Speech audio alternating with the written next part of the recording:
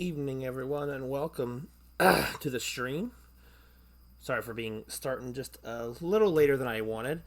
I expected to come out to the garage to the stream setup and just find everything in order, and it turned out my brother used my computer while I was gone in New Jersey, and opened my computer, opened up a tab, but since he didn't restore my session, I lost all my tabs, so I was trying to figure out if I could fix them, restore them, whatnot. So I couldn't, and I had to find the tabs I needed for the stream tonight. Or get them again. So it was a little bit of a pain. Also, you might be able to tell I'm sunburned. It's lightened up now. I don't think I should be able to find them, hopefully. I don't think it was anything too majorly important. I just like to keep certain tabs open for certain things.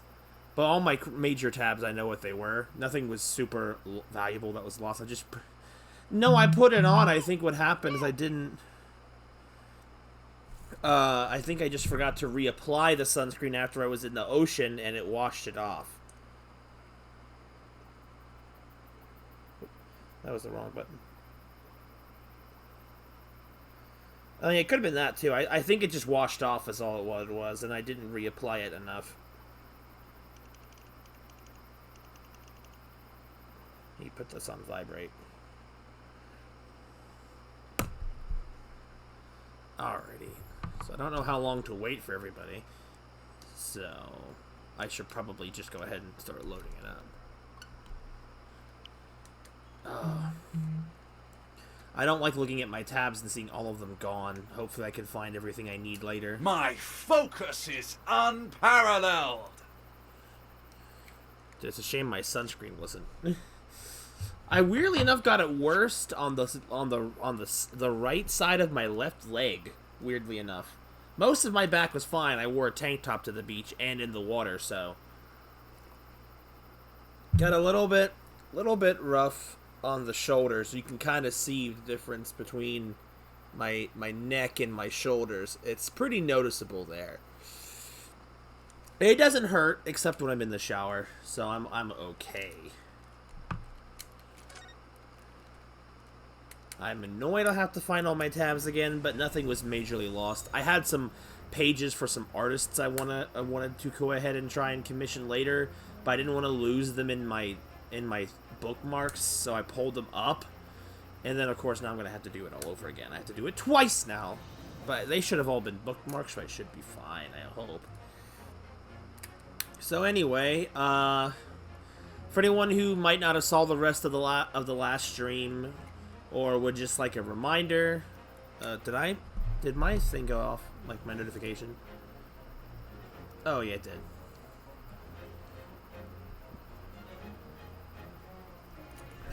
One sec.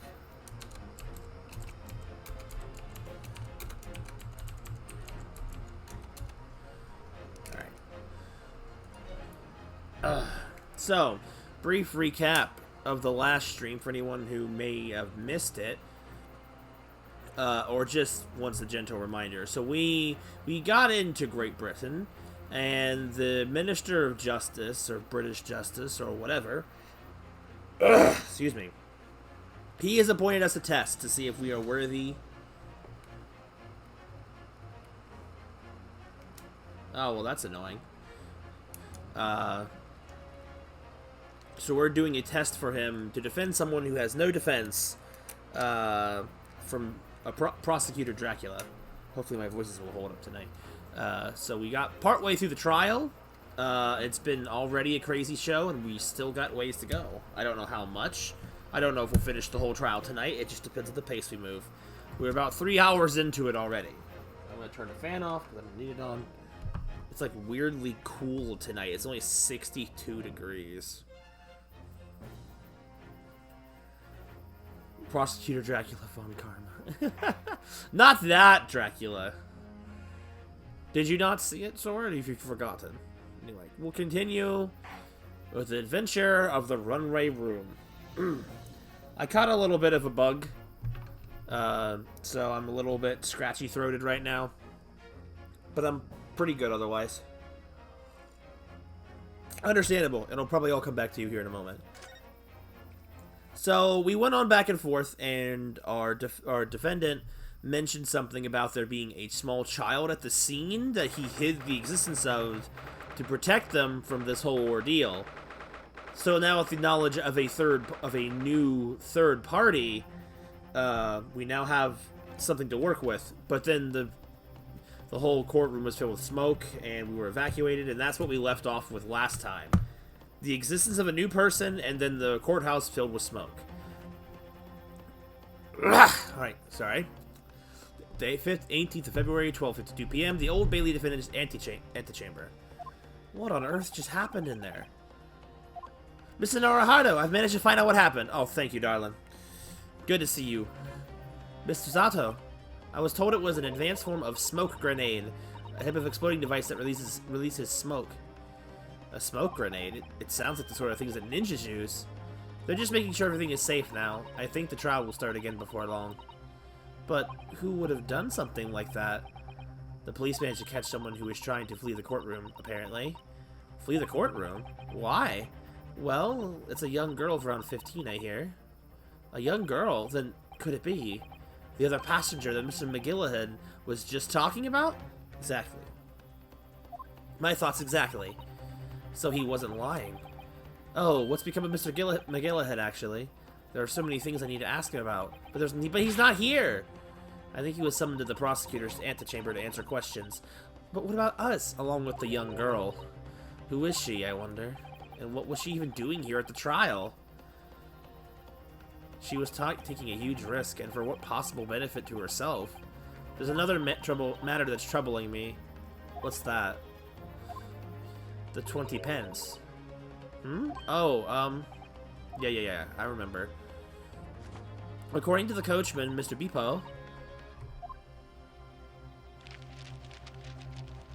he took 4 passengers that night, at a fare of 5 pence each. That comes to a total of 20 pence exactly. It does indeed. But now it seems that there were in fact 5 passengers. Yeah. Which means that the figures don't add up again. She's right. That is strange. Counsel for the defense, kindly proceed to the courtroom. The trial will recommence in 5 minutes. Oh, thank you, officer. We'll go in straight away. Well, whoever she is, I imagine this young girl will be asked to take the stand and testify now. The stowaway. Can't really imagine what she's going to say, but it could alter the whole direction of the trial. We'll know soon enough, Miss Suzato.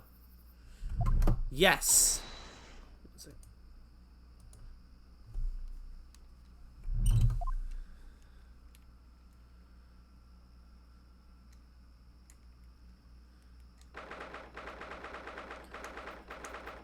The Old Bailey courtroom.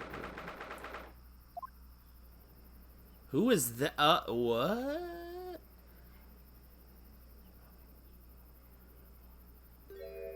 There's the young girl next to McGillahan. Look.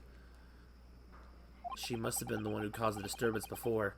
Just casually has a smoke grenade. Well, after that rather eventful recess, the court will now resume the trial of Mr. Magnus McGillahan. Now then, Lord Van Zeeks. Oh god, I need to remember his voice. Alright, my lord. I don't know if that's the right one. I believe you established the cause of the smoke which veiled proceedings earlier. It seems to have been an advanced form of smoke grenade, the sort typically employed by the army. Good gracious, the army! What the devil's name? It was an elaborate attempt by a young girl to cloak her escape from the public gallery, but she was caught. And now occupies the stand. Your name, girl? Are you responsible for the smoke grenade which induced such pandemonium here in my courtroom? What is the meaning of this deplorable behavior? If I may, my lord. Yes, Mr. McGillahan. The prosecutor. I think I ought to explain here why it's just this wee lass here was in the first place, and why she tried the boat like that. 'Twas all tied up to the events of the night, the choice is. Very well, Mrs. McGillen. Give your testimony. You will explain to the court exactly how this young woman is involved in the case. Just what had happened that night. It's not like a defense lawyer needs that information or anything. Witness testimony. The young girl. On the night in question, I took the back seat in the omnibus and promptly nodded off. Didn't begone, I loud thud and a wee scream woke me up with a fair start. There was a fella collapsed on the floor at my feet, so I sat him up on the seat from across me. Then I turned to find out where the screaming came from, and bless my soul, what did I find? There was a child in there, all cut up in a ball, hiding a wee self away.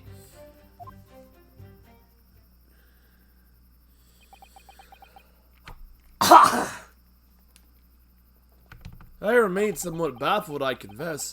But from what I gather, on the night in question, He can't understand him. this young girl was indeed riding in the omnibus, is that correct? Tis exactly as the defense counsel said. This last was the 5th passenger, my lord. Well. Very well.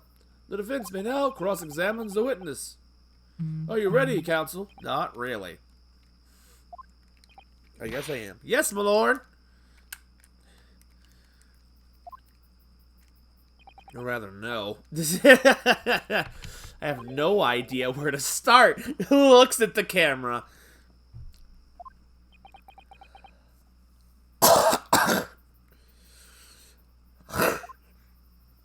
Very sorry. Goodness. The young girl. On the night in question. Okay. Hold it! And when you first got onto the omnibus, with the other passengers already on board, they were not. The cabin was empty, and there was no one on the roof deck either. You were the first passenger, as it were, I see. Aye, and that's why I took the back side as I did. It is the most comfortable, so it is. Could you explain exactly what you mean by the back seat? By all means, it is as you already described it earlier. I'm talking about the seat opposite the one in which the poor gentleman who was stabbed was sitting. Like I said, 'tis the most comfortable, and where I feel at most at ease. And of course, I enjoy gazing through the skylight from time to time as well.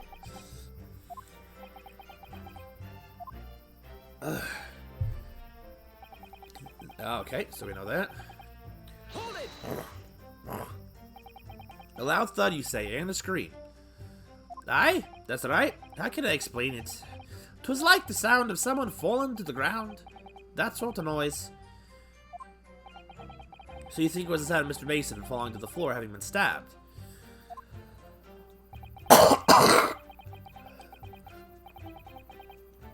Oh, God. Well, now you'll remember I was asleep at the time, so I wouldn't like to say. And when the sound woke me up, I opened my eyes. There wasn't a soul in the screen to be seen in the carriage but the fella on the floor. You didn't see anyone. But at the same moment, you did hear a scream. Out of the seats above you on the roof deck, I presume. Not above me, no, my lord. 'Twas from inside the cabin. Do. But I wasn't altogether thinking about the scream. No, was too stunned by the desperate sight before me eyes. His expression is good. There was a fella collapsed on the floor at my feet, so I sat him up in the seat across from me. I didn't need to read that, but we did it. You sat him up, the victim, you mean? That I did, on the seat from across from me, as I said. I could plainly see the poor devil was already gone. And you wouldn't leave a dead man just lying on the floor now, would ye? 'Tis common courtesy, so it is. I find that a little hard to believe. Ah, Lord Van Zeeks, now what would that be? You wake to find a man lying dead at your feet in the carriage. Any normal person would hail the cabman. Any upstanding member of London society, that is. Well, now, as you know, I'm something of a special line of business. The business of lending money at exorbitant rates of interest. Unfortunately, my lord, not everyone is thankful for the help I offer them, and some won't even see me dead. So I do try, where at all possible, to avoid getting myself in a tangle of trouble. Are you suggesting you were just going to leave the man there? Heavens no, alive, no! I was intending to report it, so I was. Only, I had the mind to find out the whys and wherefores first. The whys and wherefores? That's a weird phrase. Right you are. There were some details I wanted to understand before everyone else got to meddling. That wee scream I heard, for example. Wouldn't your good self do just the same? Yes, the scream he says he heard at the same time as the thud of the victim collapsing. Still a lot of information. Hold it! I'm afraid I don't understand. Are you sure you told the court that there was no one else in the carriage except yourself and the victim? So I did, sir. So I did. As far as I can see, that is. What do you mean by that? Well, now, 'tis the queer thing. Whoa. 'Tis the queer thing. The wee scream I heard as I woke up came from, if you'll excuse the vulgar expression, under me backside. Good gracious! Under your backside? When I lifted the seat on which I'd been sitting, I found that there was a wee cubbyhole there for storage. Mr. Naruhara, we can examine the omnibus ourselves, remember? Yes, of course. The whole bus was submitted as evidence. This would be a very good time to have a thorough looking around inside. And that's what I found her. There was a child in there, all cut up in a ball, hiding her wee self away. Hold it! You say she was hiding herself? Aye, that's right. 'Twas hard to see in the dim lamplight, but she was all curled up in a wee ball. When our eyes met, well, my heart nearly stopped beating in my chest. Ugh, you're really overacting this. Still in all, I pulled her out from under there. I sat her on the seat opposite so I could have a wee chin wag with her. The seat opposite.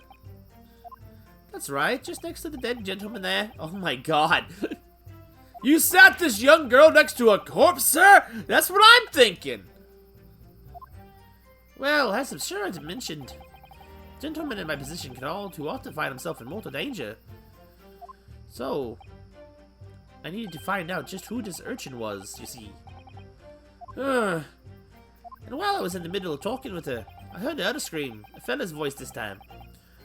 Presumably, that scream was Mr. First, who was sitting in the roof deck seats. Right sure again, I would say, sir.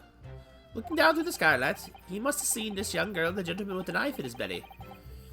In other words, the previous witness did not, in fact, see you at all, Mr. McGillen.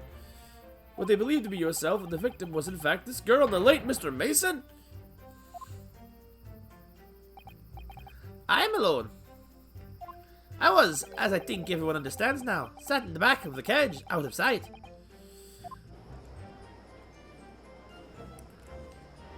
It is certainly plausible. The defendant is somewhat diminutive in stature, and readily confused, perhaps, with this young girl. After that, of course. With the scream from the gentleman over us, the driver realized something was wrong and pulled up the horses. Thank you, I've heard enough. The events, as explained, are clear in my mind. However, at least one conundrum remains. Who was the girl? She's not talking. Her name is Jenna Listrid, my lord. She's a chancer. Earns her crust among large crowds, revealing people of their purses. What's commonly called a pickpocket. What? This girl here, a petty thief. Well, well, well. Order, order! Is this true, Miss Lestrade? Miss Lestrade, you will answer the question. What the frick? Ah! She just shot the judge! How dare you? What is the meaning of this? Dude, what? Ah! The girl! She's gone! Open your eyes. Was that her? I'm over here. Dang, she's cute though. Why are the bad girls always cuties? She's also 15, so. Good gracious, how? What was the point in that little sidestep? Good grief, they're all crazy. I know what you lot are thinking. Grown-ups all the same. This dirty little dipper, you say, slipped up and got caught in the job. She got herself back in the corner, so she knifed the gent. Go on, that's the worst. That's what's in your heads, isn't it? No, not at all. This is a court of law. We're here to determine the truth, not cat. Green. Ah!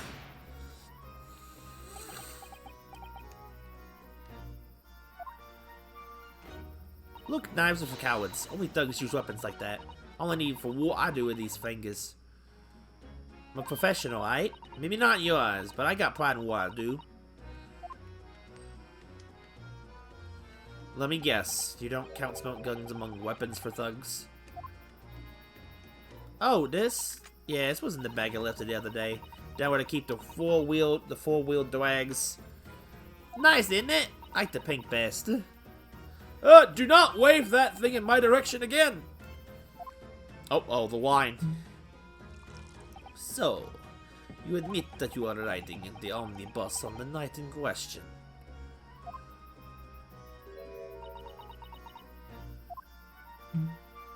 Tis I, lass. You can tell him the truth now.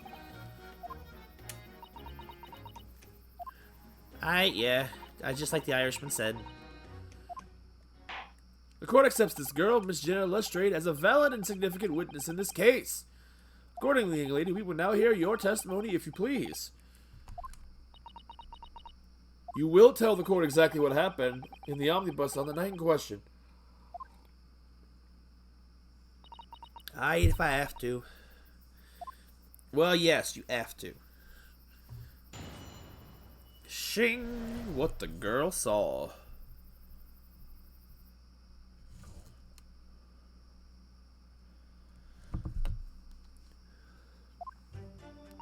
So I snuck inside the carriage before they hooked up the horses, just like always. But it was right all waste of time. I got nothing to show for my troubles that night. Tell ya, you can't see a blind thing in the hiding place. It's pitch in there. Then after a while, I heard this loud bang. Nearly jumped out my skin I did, and the scream just came out. It's because of that this swell found me. You did help me get away, mind. Okay. Yes, he let you go. Fail to understand why you would let the street urchin go, Mr. McGillen. Oh, 'tis simplicity itself, my lord. You see, she couldn't possibly have killed the other passenger. I knew that for a fact. How? As I'm sure I said before, sir. She was hiding under his backside. I was sitting right on top of the place where she was hiding herself. I think a demonstration is called for. I don't think it's necessary, but This is where I was sat that night. And the cubbyhole of... in the cubbyhole of which you spoken is underneath the seat, I presume.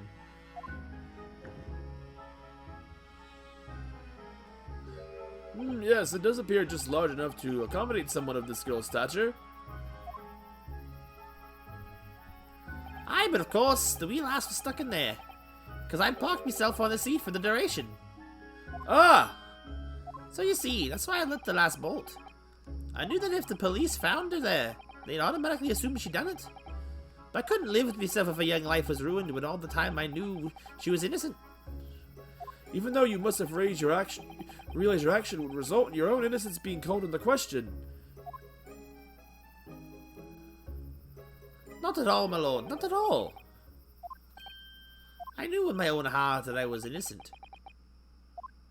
So I thought, it was worth taking the punt for my own good name for the sake of the less unfortunate lass. Oh my goodness.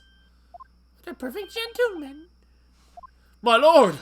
This is fine example of a man cannot possibly be guilty of a heinous crime like this. I'm ashamed of myself for ever doubting you, sir.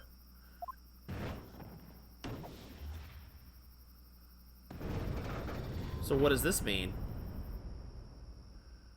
With calm, calculated reasoning, one arrives clearly at the truth every time.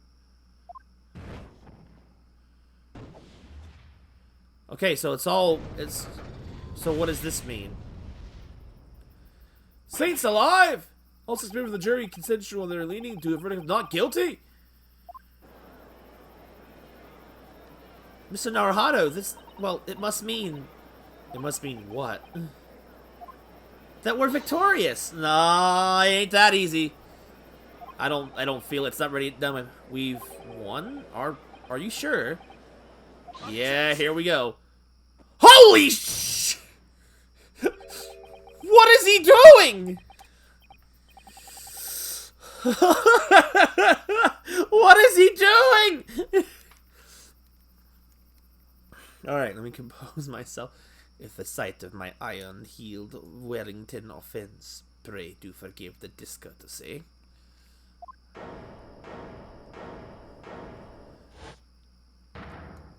This really is a consummate example of the one monumental flaw in British judicial practices,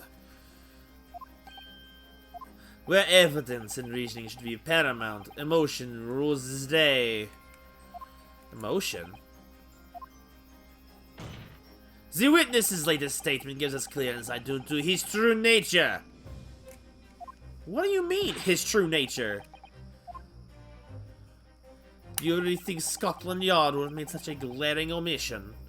After the incident, the omnibus was comprehensively searched by the officers of the police. Obviously, the interior of his cubbyhole, as the witness put it, was included in the investigation. The compartment under the posterior seat was full of the coachman's belongings. It's noted in black and white here on the police report. Good lord! The evidence has been tampered with. In order to corroborate Mr. McGillicud's story, someone has unlawfully removed everything from under the seat. What? I didn't even think of that.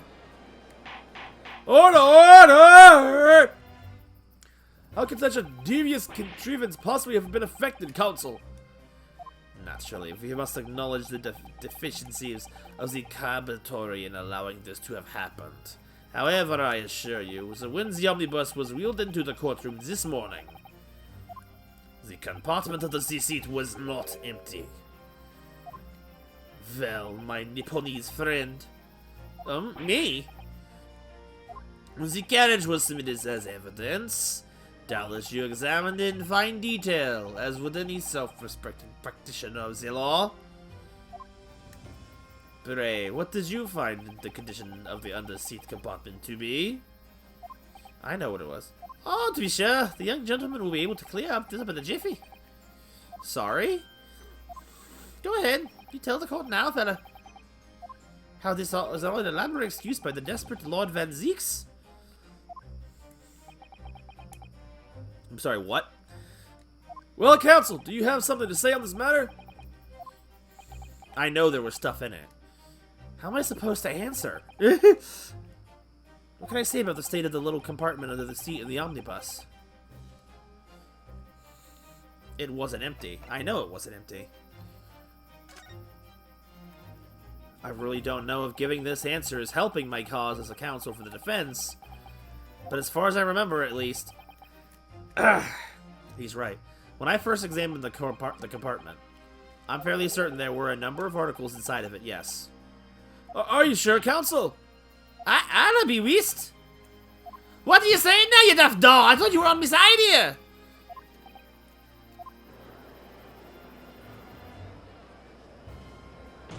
What a good game are you playing? Your task is to defend the man in the stand. Why would you say something to compromise his position?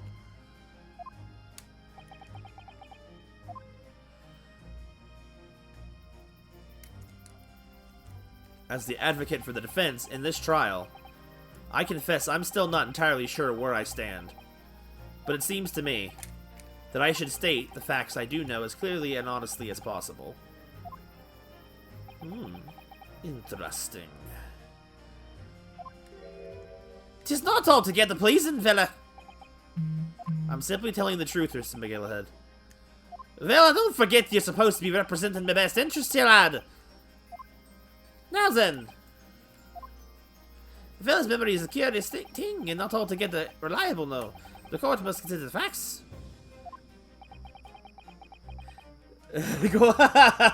Hi, Isolate. unhealthy levels of British. The there the cubby hole under the seat is empty as a devil's heart, so it is.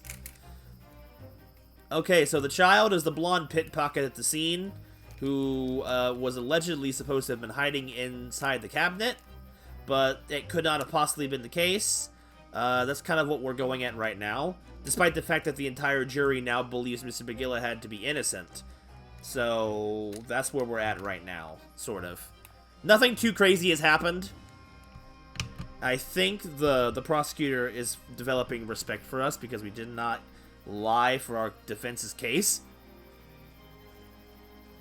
How drunk is Dracula? Oh, you missed that! He put his entire leg on the freaking stand like this! Like, just put... Oh, you can't see me. He just freaking lifted his entire left leg and threw it on his desk. It was hilarious. That was about the one thing that you missed that was worth seeing. All while holding the wine in his hands, too, mind you. Anyway, let me continue. He may do it again. Do you think that perhaps it would just be in your best interest now to admit that you might have been mistaken? Fump you, Mr. McGillaghead. Why do I feel like something's not right here? Because it's not! That's a power move. It really is! I'd like the jury to weigh in on this matter, I think. I know it was empty. That compartment designed to house equipment used to maintain the smooth running... Oh, wait, hold on. This is the Animal Crossing character.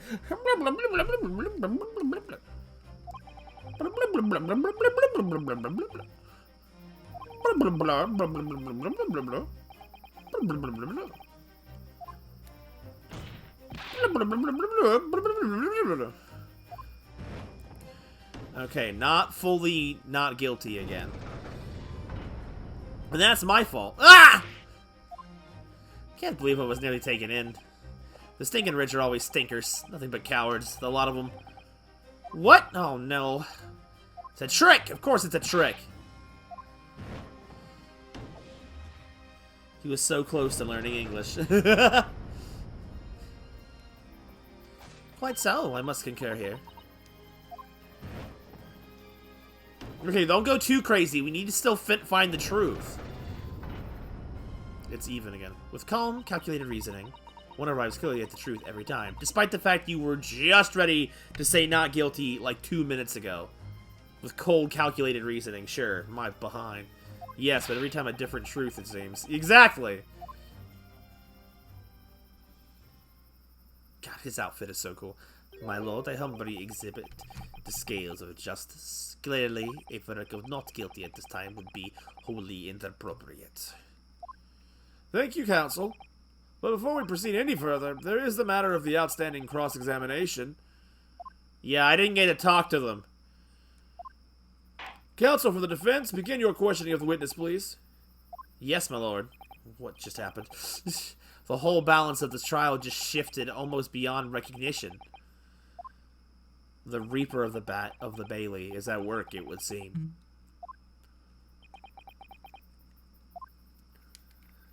How has Xenoblade been isolated, by the way? So what's the... Okay, yeah, okay. It's been a while. So stuck inside the carriage before they hooked up the horses, just like always. Hold it! So you were already in the omnibus before it even set off on its run.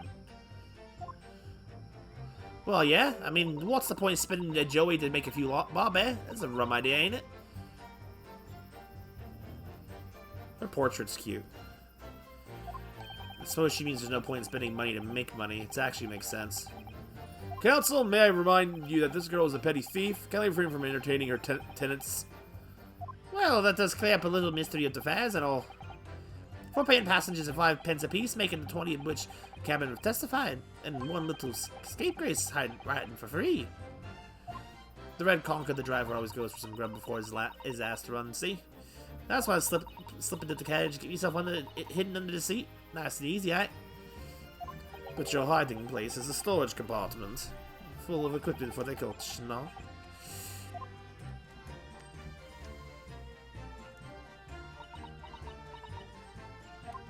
Yeah, there's brushes and buckets and whatnot in there, sure.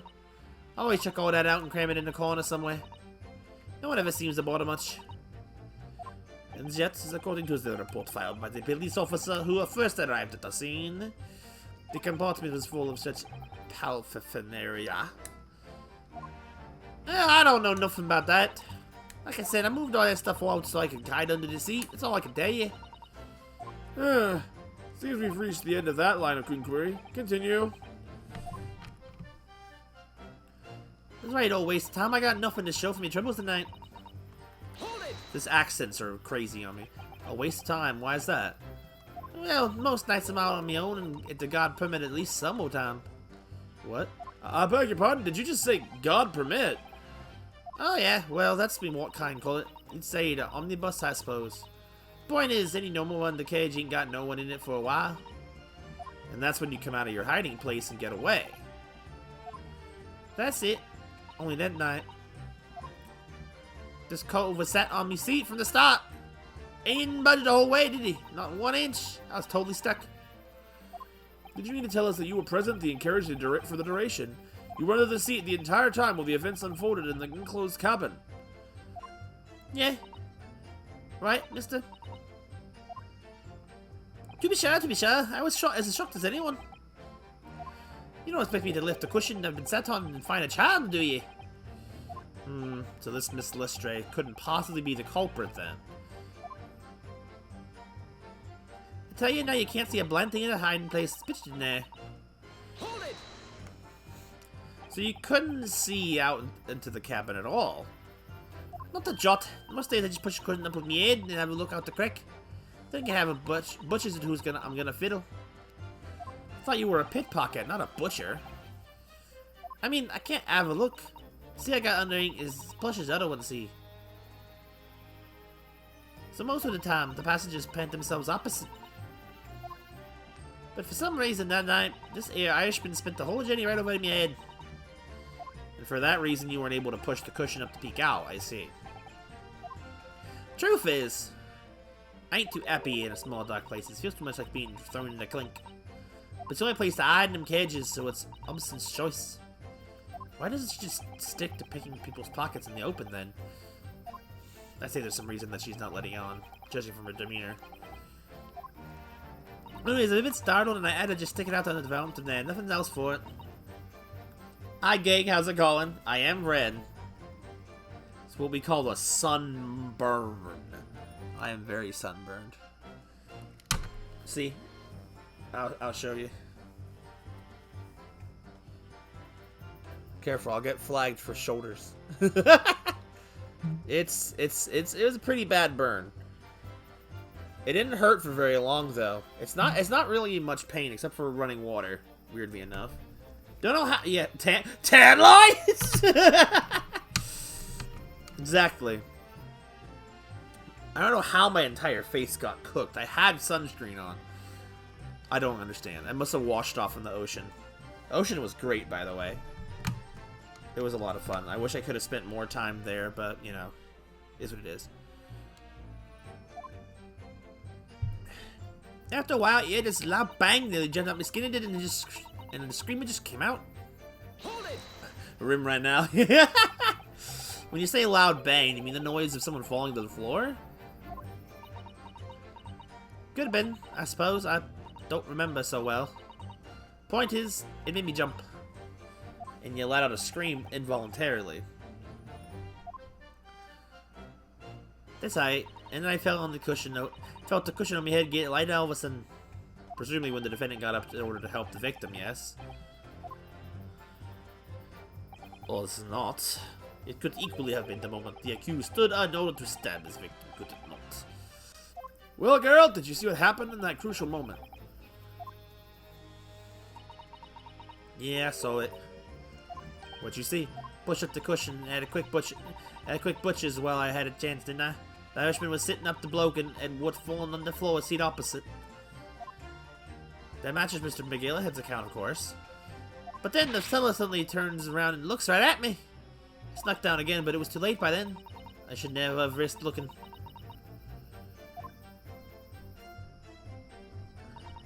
Let's go to that swell found me. The opening it away, mind. Okay, so what is... And when Mr. McGilla had discovered you, he pulled you out from your hiding place. A scared stiff I was. He dragged me out and sat me down in the seat and all. Next to the victim, Mr. Mason. Yeah, the bloke had a knife in his guts. He was still bleeding. And the carriage lurched a bit, and he ended up falling onto me. Ugh, how awful. Both my hands got covered in blood and made me feel sick as a dog. Both her hands covered in blood. That must be what the rooftop passenger saw. After that, I believe you talked with Mr. McGillhead for a while. Is that correct? Asked me some stuff. Wanted to know my name and what I was up to and that. And I heard something from up above. Someone screamed. Yes, Mr. First on the roof deck, one I presume. But I didn't want no one else seeing my face, so I didn't look up. Then the horses were drawing up Smartish, and Mr. Irishman says to me, "Get back under the seat. I see that you can get away from Ada." Huh. All 6 members of the jury had decided the defendant was innocent. For one brief, shining moment, yes. It's clear they are all still very unsure. If we could just find some conclusive piece of evidence among this new testimony, I'm sure we could clinch the verdict we want. Cinch the verdict we want. Yes, I think you're right. I have this niggling feeling. Niggling feeling? What? That's not a word. Something's bothering me, but I just can't quite put my finger on it. I'll put a finger on her nose instead. Alright, so what do I got to work with? Alright, so what do we got? I need a refresher. We have the autopsy report. 11, stab to the abdomen. Do internal hemorrhaging resulting from the trauma. Stab in the gut. The leather gloves. The omnibus. The knife.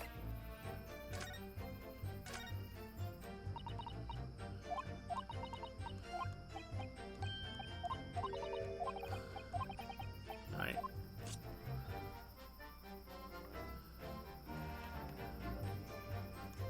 No, I wasn't. Oh, frick me.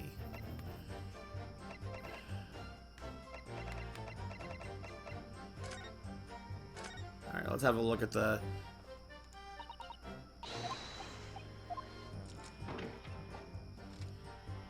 Alright, so let's have a look-see.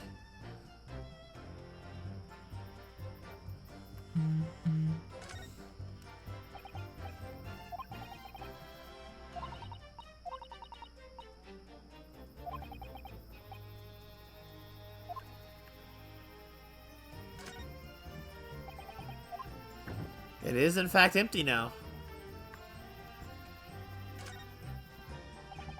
But there's nothing in here. It's totally empty. Something doesn't seem right here. But I can't put my finger on what it is. Okay, so it was in here before. It was.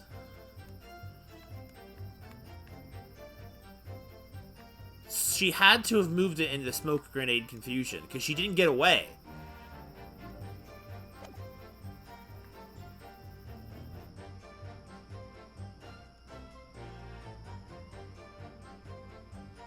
But there's, like, I don't see anywhere to hide that stuff.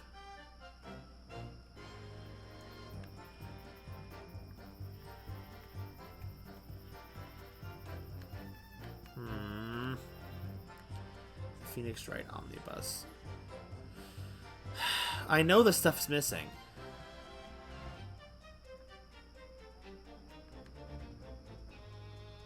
I don't think this is gonna be helpful.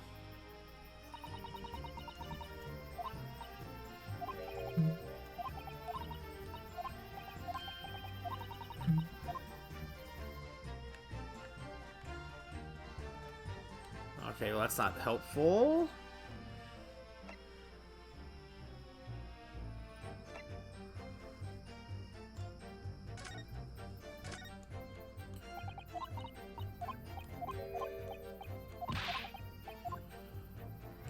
Let's see. I don't know if this had anything board.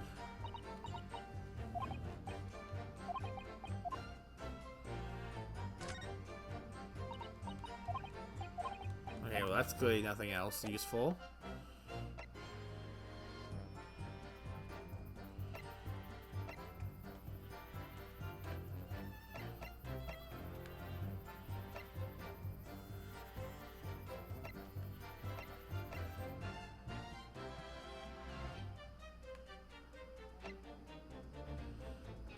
Okay. Do I have people I can present?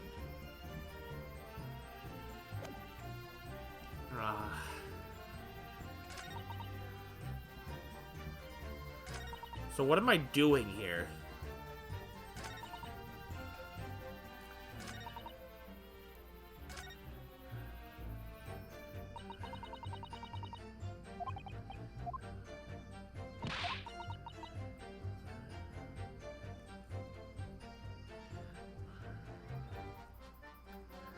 Conclusive piece of evidence.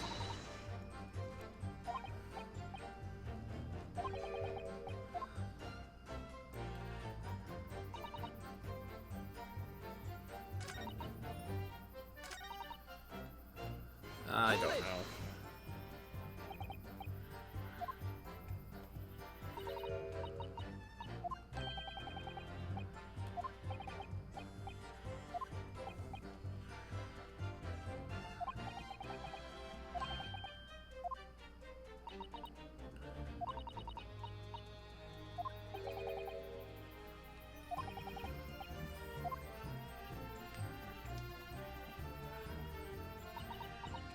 Hold on.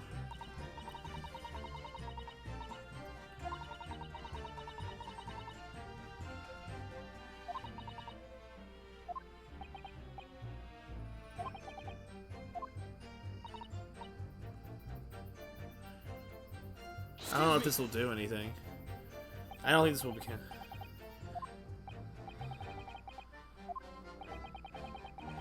This is not gonna do.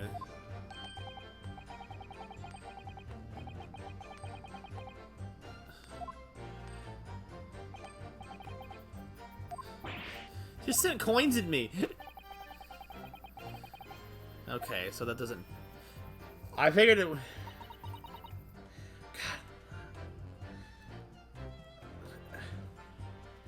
What's in the options? Oh, okay. That's the stack. That's actual options.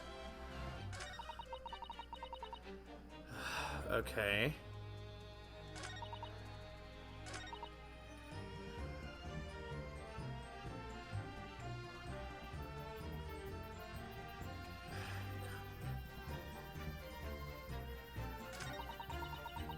I don't know what to do.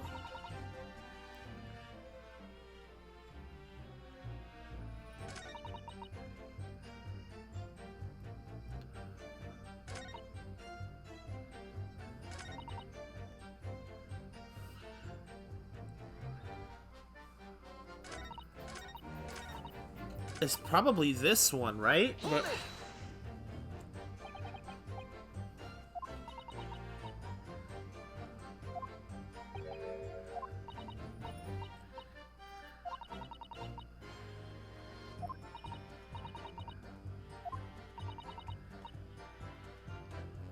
Google? Yeah. Yes, this is another visual novel. Both our heads, covering in blood. That's okay.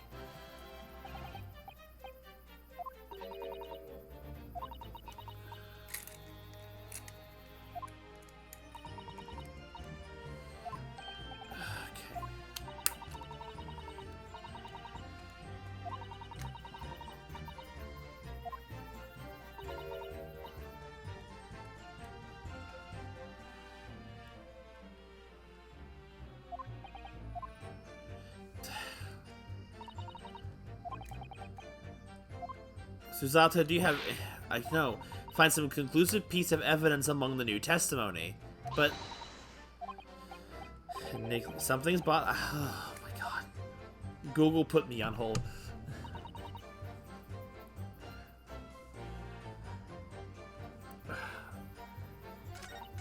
Alright, let's try throwing some stuff at the wall and see what happens.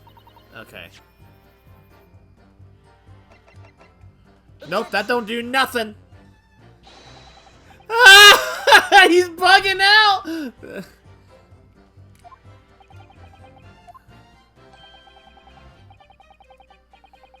perspiring brow. Huh? I think that is the damning inconsistency here, with the misplaced confidence of your assertion. Whoop! Oh well. He's a damning tongue. You invited, sir. Okay, I know what I want to say. Or what I want to... Well, I feel like I know what I want to attack, but I don't know how to do that. Like, what angle do I approach from here?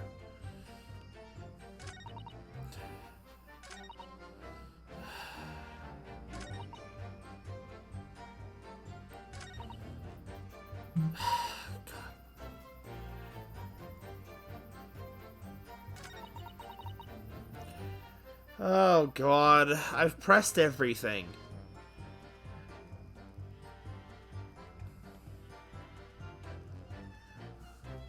I don't know. What do I do?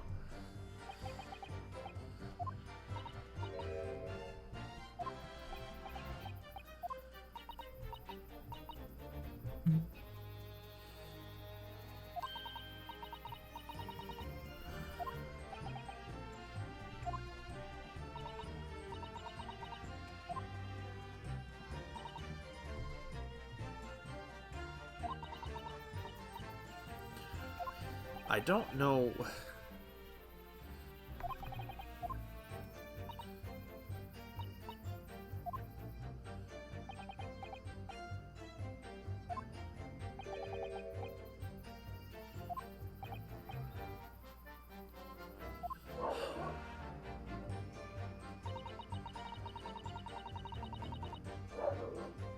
This freaking dog. What do I do? Hold it! Did I just miss something? Maybe if I... Maybe a new thing will show up now that I've pressed other things, but...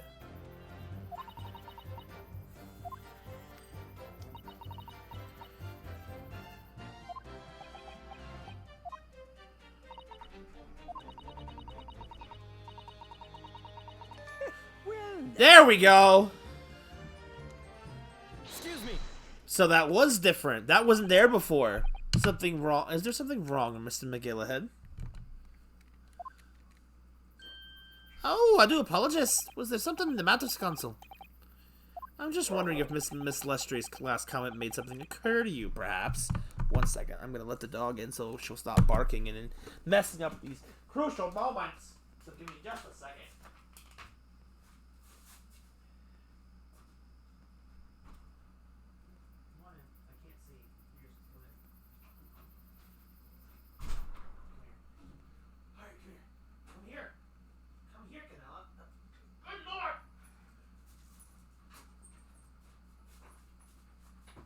Mockery out of me.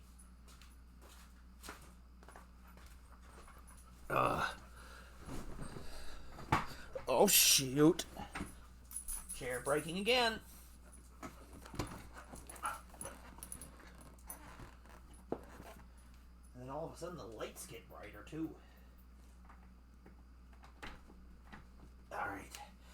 All set.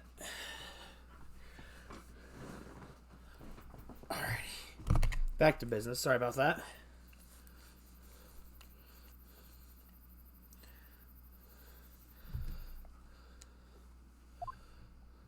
You seem to be thinking something to yourself. Oh, no, 'twas nothing important. Was feeling bad with the poor lass is all. I was feeling desperate myself as a young lad shut up in the dark. 'Twas terrifying, so it was. I see, yes, I'm sure we can all sympathize.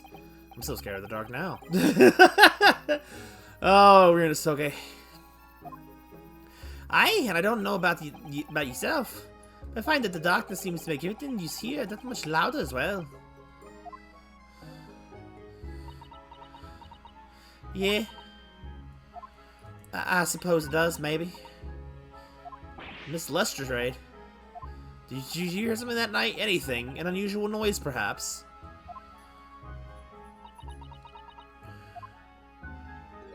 Nah, not really.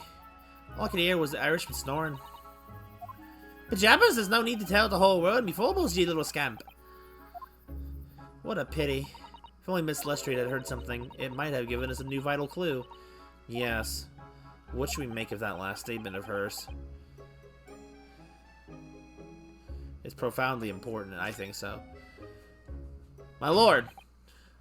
I believe this statement just made by the witness is profoundly important. Profoundly important? But all she said was that she heard nothing.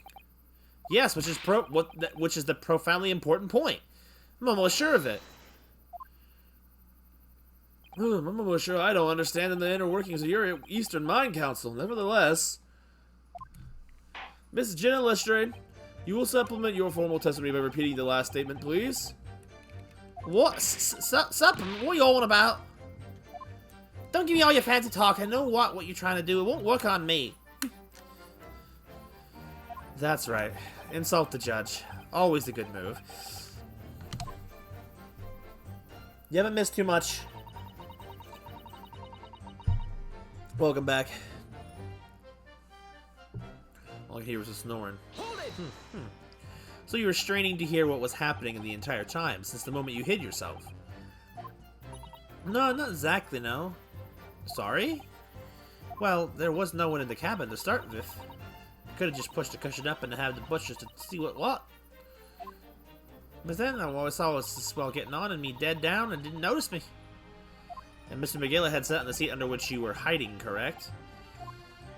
Yeah, you and Adam and Eve, eh? What a mug. So then all I could do was listen. I was waiting to jump out there as soon as I heard him leave, see. But what if? Not likely. Even though we stopped here now, I never heard the door open. So I just had to stay put and listen to him driving his pigs in the market. They're like an old dog he was. Are there any conclusions we can draw from that, I wonder? It doesn't add up. Miss Lestrade, what you have just told the court is clearly at odds with the facts. Huh? At odds? What, are you sure, man? Absolutely. It seems my learned Nipponese friend is not as dull-witted as I feared. So Van Zeeks realized it too.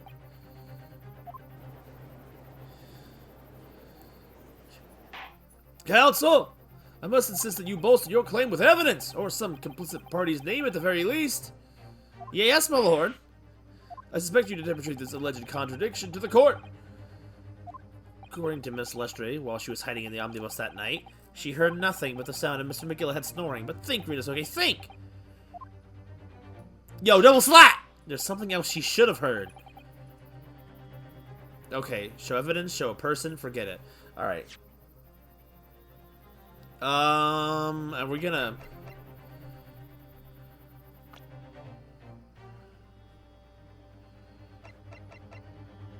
are we going with the... Oh, she's 17. I thought she was 15. Your brain is confused, but that's okay. You'll catch up soon. We haven't... Not much has really happened. Other than they try... But, you know, it's kind of harder to explain. Stuff, but nothing has happened. It's kind of confusing. Okay, so what am I... I'm going with the idea that she should have heard the sound of the murder, right? Someone murdered him. Obviously. Do I show the victim's photograph? Or do I show the murder photo? I'm gonna go with him. I hope I've got this right. Very well, my lord. Allow me to elaborate. Trust myself. Nah. On a particular sound that Mr. Larry could not have failed to hear on the night in question. The presence of this following person. Please, please. Yes! I got it. Thrice fired Mason? He died of natural causes. Yes, my lord. The sound that Miss Lestrade cannot have failed to hear is that of the victim, Mr. Mason, boarding the omnibus. Order! Order! Explain your reasoning, counsel. Miss Lestrade, allow me to confirm something. You claimed earlier that you were the first person on board the omnibus. Is that correct? Yeah, of course it was. Go on while the driver was in the pub, didn't I? And the next person to board the omnibus was Mr. McGillihead. That it was. Not a soul was in the cabin when I climbed aboard. At least not in plain sight. So you were, to all intents and purposes, alone in the enclosed cabin of the omnibus at that time. Did I not just say as much? I wasn't traveling with anyone else, if that's what you mean. Yeah, I saw him get on, remember? Through the crack under the seat cushion. It was on his own for sure. And, from what we've heard, the carriage made a number of stops after that on its onward journey. During which time, did you not hear the door opening or closing at all? Nah, never heard it. That's exactly what I was listening for, wasn't it? Waiting for this swell to leave. In which case, when and how did the victim end up in the carriage? Ah! Thank you. You know that the victim collapsed inside the enclosed cabin of the omnibus. Therefore, Miss Lestrange's statement about what she did or did not hear is at odds with the facts. Ah!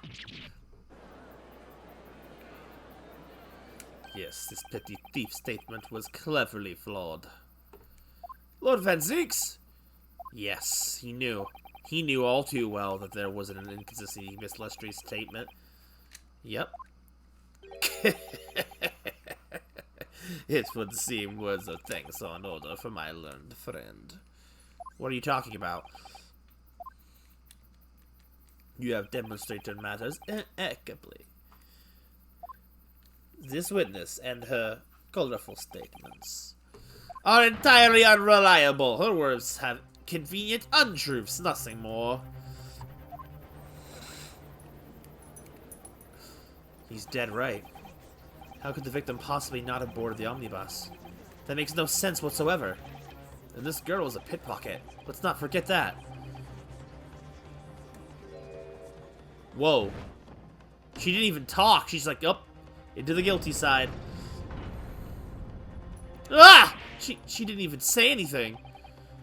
I didn't want to judge the dear little maid just because she has some rather naughty ways. But I must say, I can't abide liars. And neither can I. Mr. Foreman. I didn't want to judge the girl just because she has some less than slalom ways, but I must say, I cannot abide liars. We have one left.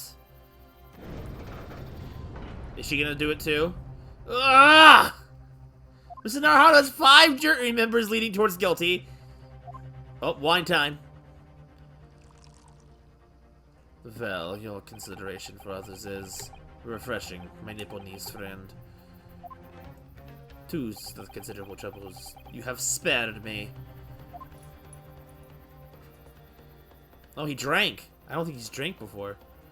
Yes, very refreshing. Ah! Ah! What are you playing at? Have you forgotten who you're working for, you useless Eastern madman? This is carnage. It's perfect. Juror number 2 is the only one left. Senator Harder, this is the way this is going. I know if we can't find some new way to convince everyone of Mr. McGillihead's innocence, the judge will rule and we'll have lost.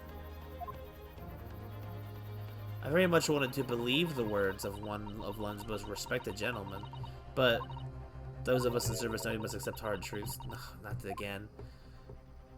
Hold it! Give me a sec. I'm not done yet. Yes, the witness's last statement seems to have revealed a critical inconsistency in her story. However, if we consider the possibility that her statement is in fact the truth, it may shed an entirely new light on this whole case. What are you saying?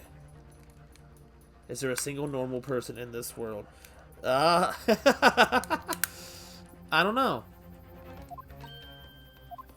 Counsel! I'm sorry, sir. Whatever do you mean? Counsel, I will not tolerate you attempting to prolong my adjudication. Explain yourself at once. I'm trying. When the accused boarded the omnibus on the night in question, the victim was nowhere to be seen. Subsequently, the carriage door was not heard opening a single time, as testified by the witness at the stand. And yet the victim's body was found inside the carriage. If these petty thief's words are to be believed, how do you explain the victim's miraculous appearance inside the cabin of the omnibus?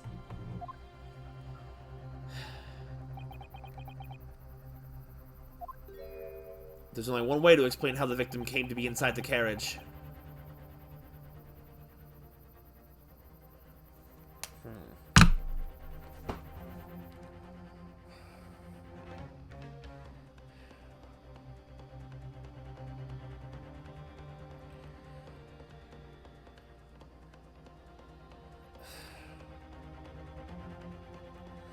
This is difficult, actually. I feel like my brain doesn't want to work. Okay, hang on. Let me have a look at. I want to see this. Okay, so. Oh! I want to zoom in on this. Enhance. The skylight opens! There's always another entrance. There's a lamp close. Not good for us. See, but the game doesn't address it at all. It's there. But he doesn't address it at all, and I think that's really weird. But the ceiling opens. Okay, I had to double check because I didn't think there was, but the ceiling opens. If the door wasn't opened even once, the only explanation is that the victim entered the cabin some other way. Let me finish! I wondered what new fantasy you would come up with in your blind panic. But behold, the omnibus is here for us all to see! Only one side of the enclosed cabin is furnished with a door, the other only has windows. Fixed windows which cannot possibly open. In short, there's no entrance to the cabin other than the door! Liar! But there could be! There's one possibility you haven't considered. The right answer. Oh, really? Yes, one other way inside that isn't the door. Another opening, of the use of which allowed the victim to appear inside the enclosed cabin. Alright, Council. I'm tired of this, Council! The defense will identify the location for the court. That was actually a difficult question, because my brain immediately wrote out second entrance, and then it's like, but wait. Here's the omnibus in which the incident occurred. I know. Where on earth could this entrance you propose the victim enter into the cabin? The skylight. The answer is obvious. I can only have been the skylight. I say, the skylight? Objection! Your ludicrous proposal almost has me lost for words. However, shut up, Vang! The skylight may well be large enough for someone to pass through. Objection! Shut him up. So you claim, but you have a shred of evidence to support your idle blink theory? Yes. Don't back down now. We have it right here. Both Mr. McGillahead and Miss Lestrade said the same thing in their testimonies. They each claim to have heard a loud thud, such as this noise made by someone falling to the floor. Yes, which has already been explained as the sound of the victim falling from his seat, having been assaulted with a dagger. Yes, it has, but would a man slipping from the seat onto the floor really have made such a loud noise as the witness described? A noise loud enough to cause Miss Lestrade to let out an involuntary cry, in fact. Good gracious! Perhaps, in fact, that was the moment that the victim made his entrance into the cabin. No, let me rephrase that. The victim didn't enter the cabin as such. He fell into it. Objection! He's tired of this. You are now suggesting that the victim fell from the skylight into the cabin. That is simply impossible! How can you be so sure? Because if the victim had fallen inside through the skylight, as you say, the passengers on the roof deck would have seen it happen. And yet, not one person made mention of such events in the testimony. Well, yes, that's true, but let me get to the point where there's a latch in the ceiling. Who said that? Alright, hello. What are you gonna say? You're not... Quite a humble fella. Make a wee comment here. Mr. McGillahead. To be sure now. The two swallows who were sat at the roof that testified afore said none of the victim fallen to the skylight. But it seems to me, my lord, that 'tis not so much case of them not saying, but aye, it's a case of them being unable to say. What? I think perhaps the two fellas do be having something of a compelling reason not to mention what happened. Would you not agree, fine ladies and gentlemen of the jury? Huh? Oh my goodness, surely not. Those two chaps on the roof.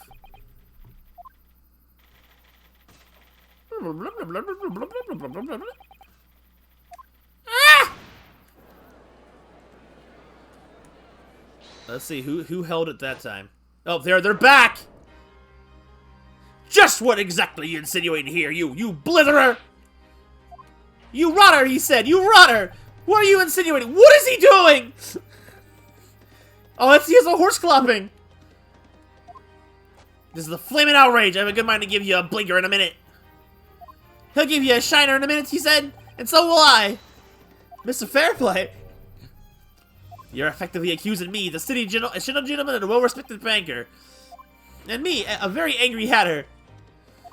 Suggesting that someone like me could have stabbed that man in the guts. It's a disgrace. It's scandalous. It's, I protest in the strongest possible terms. And that's right, I protest too about you rotten scoundrel. Look at him laughing it up. He twerking. We're gonna have a battle here. He's doing the JoJo pose, like, yeah. Order, order, order! This is not the time, witnesses! I will not permit this wanton invasion of the stand! Return to the altar room at once! But this is beyond reason, my lord! It's outrageous! It's very hurtful, you know? My lord, if I may comment. Go ahead, Lord Van Zieks. It was the defense that incited this outburst from the witnesses. My learned friend has seen fit to abandon all protocol and accuse the witnesses without proof. Accuse? I never intended to. It's as it seems, young Japanese, that your command of the English tongue is waiting. You proposed in this course as the victim fell through the skylight from the roof deck of the omnibus. That hypothesis cannot possibly stand without the rooftop passengers being aware of the events. You have branded these gentlemen liars! You have insinuated their criminal guilt! In our British courts of law, that is what is termed a baseless accusation! I know I was rash to put out this idea for without any actual evidence, but now I proceed to fistcuffs portion of the trial. You can't just dismiss it without a second thought! What do we waste time for? Get him to testify! I thought there was something fishy about that hat from the moment I laid eyes on the fellow. There's a fifth and rubbish in our midst. We must dispose of it at once. Whoa. What's happening, Mr. Naruto? The court is going crazy! The spectators in the public gallery they're in a complete frenzy. Oh, Mr. Fairplay, Mr. First. My lord? You will take the stand again and make another formal testimony in reference to the indictment brought by the defense. Yes, my lord. I didn't come here for this.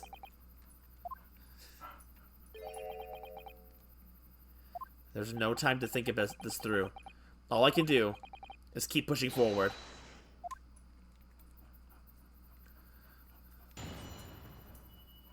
Refuting the accusation. We were the only two people up on that roof deck, dead or alive, I can swear to that. If anything had happened while we were sitting, don't you think either one of us would have noticed? In any case, neither of us know the first thing about the victim. We had no reason to kill the man. This guy wasn't shut the entire time, I tell you. Was shut. We couldn't have possibly opened it. That's not true. If you're so sure the victim fell through the skylight, where's your proof? I know exactly where to attack. No, I must say that, listening on this testimony, is somewhat hard to imagine. What's this tune? how either witness could have performed any malevolent act on this open rooftop deck without the other noticing forthwith. Well, that's the whole point. That's right. You see, I keep thinking he's gonna hit. We're innocent, I tell you! Although, logically, of course, the argument falls down to the two of you were in conclusion with one another. what? Yeah? Occulting to the investigations by Scotland Yard. The two witnesses share no common dealings. Ha, well, I don't trust coppers any more than I trust the stinking rich. Something doesn't feel right here.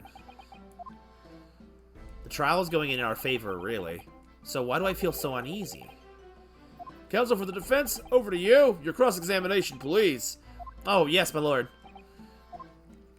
I'm just gonna not waste time on this one and go straight for what I think is the answer.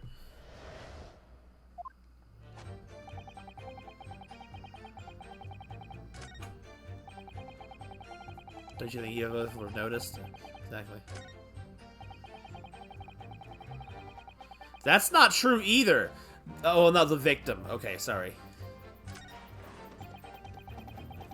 Okay, I want to press on this one. Are you quite certain about that? That the skylight was shut was the entire time? I'm going to lose my block with you in a minute. He's going to lose his rag with you in a minute. That's what he said. What is he translating for him for? Looks like a freaking Looney Tune character. Like, look for yourself. Go on. Oh, I know. I see it. You see, it shut fast now like it was in the night. But I can't prove that. So it is, of course. A fellow the size of Mr. Mason could likely break through it still and all. What? Just looking at the size of the thing, you still understand. Now that you hold there a minute, sir, that size of the ting means nothing. Not on its own. Let's consider the bigger picture here, shall we? Let's stop biting our canes, shall we?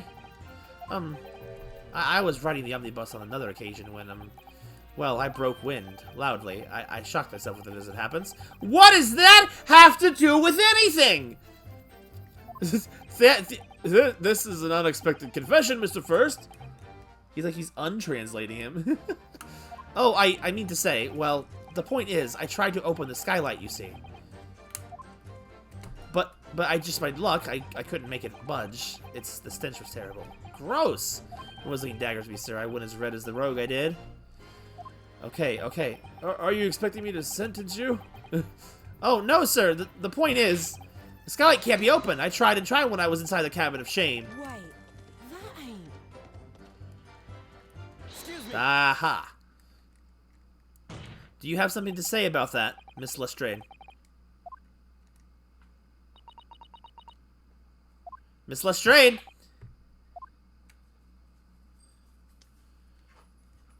It opens.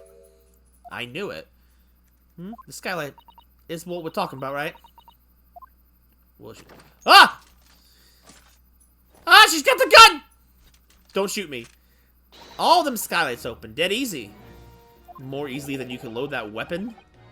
That's a lie, I tell you, otherwise when I broke wind, You can't do it from inside, you mug. Oh! Girl! Look, a few weeks ago, I was up on the roof deck one of them drags. And I had a great haul. I mean, I had purses coming out my ears. Miss Lestrade, this is not the forum for being glozing on the subject of your criminal activities. Well, anyway, I had a bit of a scare. When I lifted the last bloke's purse, got wise to me. All four of them surrounded me, so I couldn't off the bus to leg it. So what I did was I used the skylight, opened the catch, and jumped right through. What? Yeah, the catch for them skylights is on the top side. That's why you can't open them from the cabin. The skylight opens from the roof deck. Bailiff! Come up the roof of the omnibus and once and verify the witness's claims. Bro, I already knew this. The games need to catch up with me. See, you see it, the latch. See, the game must not think I'm supposed to know this right away. Ah! Oh, my hat! See? She's got a gun!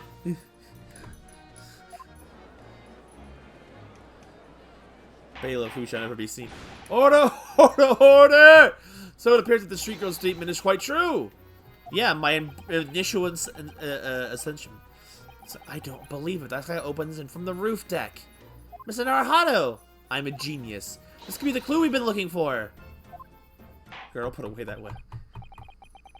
Even in the kangarooist of courts. Well, I mean, 3 of us have weapons already. Well, counsel for the defense, please continue with your cross-examination.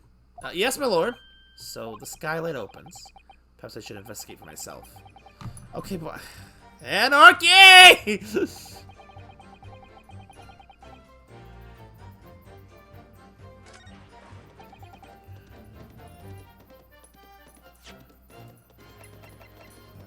Okay, well, do I need to update it? We know this now.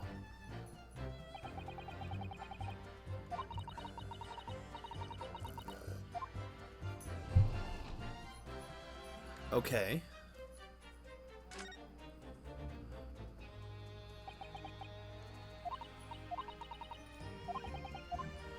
Okay, so what does this mean? Will another clue be up here? Alright. Something's gotta show up in here. Otherwise... Ah! Yes, it does open very wide, doesn't it? Wide enough to kick someone like you through, certainly, Mr. Naruhado. Why someone like me? Ah! What is it? Look, just there. Look at this. That's, without question, it's blood. Why would there be blood stain here? You have to rest your feet on the darn glass. I know, right? Surely, it can't be unrelated to the case, can it? There's no way. Here we go. So which statement are I meant to present it on?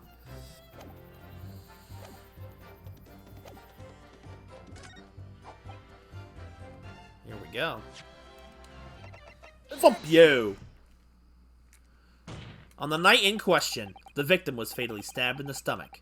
And immediately afterwards, the victim's body was pushed through the skylight into the cabin below. Oh man, who's getting strawberry jam? Those are the facts.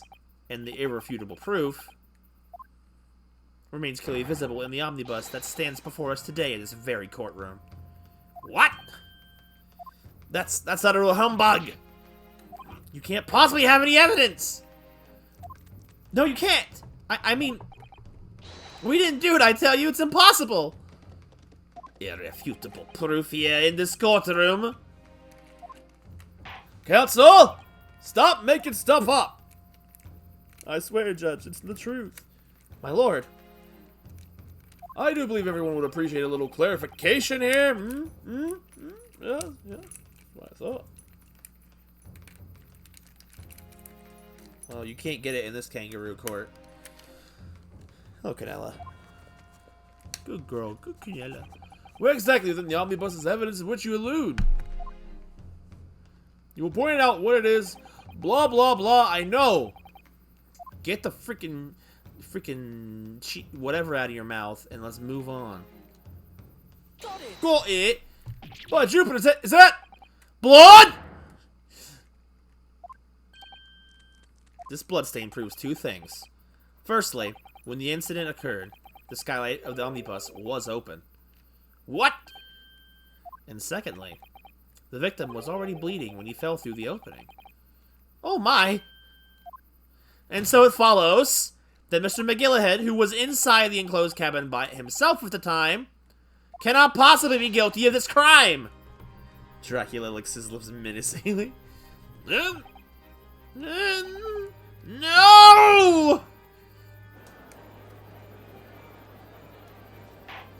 Order! Whoa, whoa. But the blood could have been sprayed up there when the fellow was stabbed inside the cabin! It only found its way under the one particular spot on the skylight. Sure, that'd be very convenient. Ah! And let's keep it in mind that the skylight catch can only be unfastened from the roof deck. I myself wouldn't be able to open it now, would I? But there's no way to know for certain, is there? If the gent really fell through the skylight, I mean. Why don't you have a good look at the floor of the cabin between the 2 seats, Mr. Frost? It's a lot of blood. It's all too plain, if you see. There's the aftermath that shows the poor fella dropped from a fair height right there, so it is. What? No! But it can't be! It's all... lies! Who said that?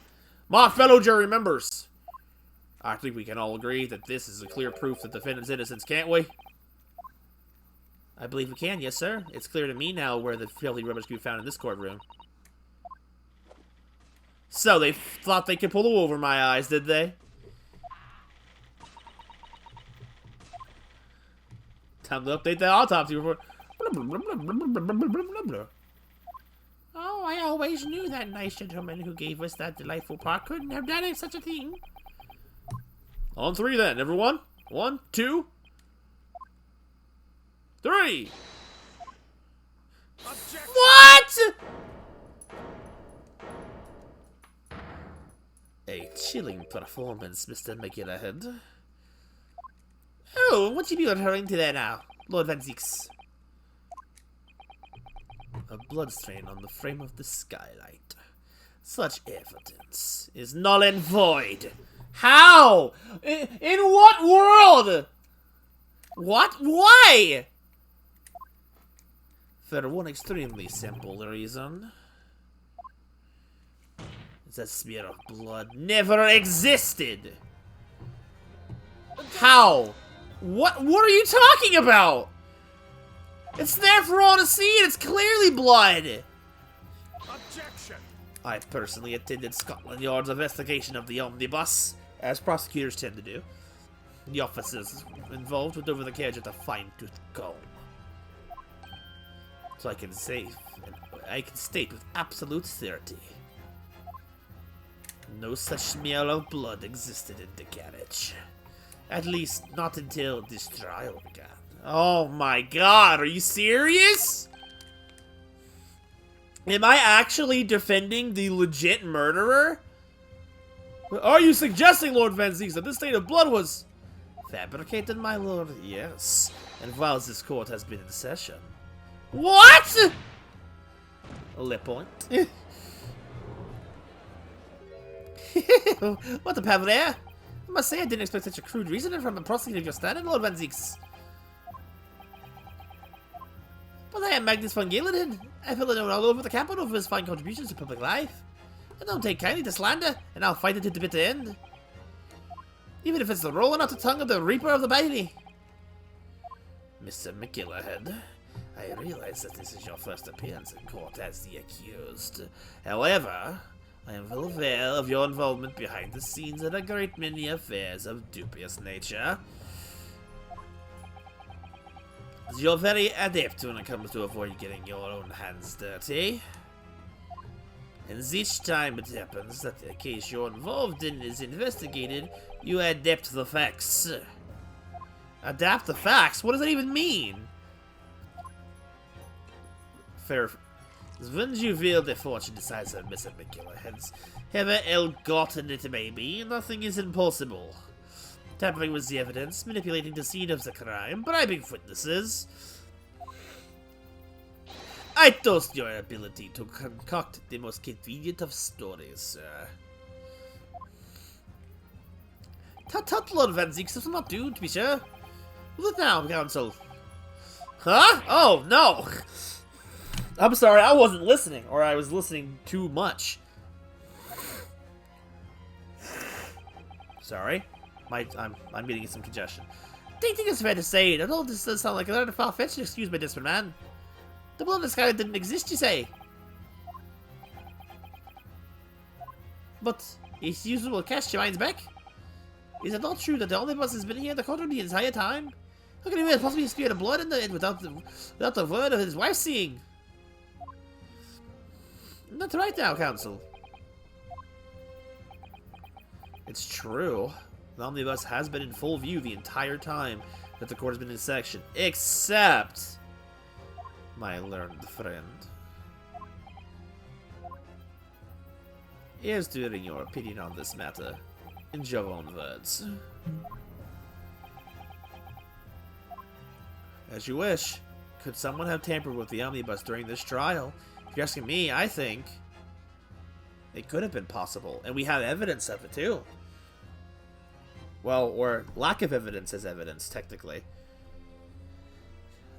I think it's possible Mr. McGillahead really did kill him. Like, imagine our first case, our first trial in the game, of us being in charge, and we are defending the guilty party. To be a first, it could have been possible. I think it could have been. It's damning to the case, but it's the truth. As a defense lawyer, it's my job to advocate for the defendant as best as I can. But still, I feel as though there's something even more important at stake here. There is no evidence to suggest the defendant did as my learned friend suggests.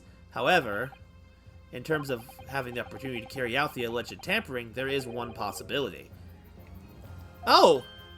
Good gracious! Explain yourself, counsel. I feel like the prosecution already knows. Yes, there is. It seems my learned Nipponese friend has no intention of running from this deceit. Deceit! I'm sure everyone still remembers clearly the recess that we were forced to take. As a result from the smoke grenade fired by the witness currently at the stand, Miss Jenna Lestrade.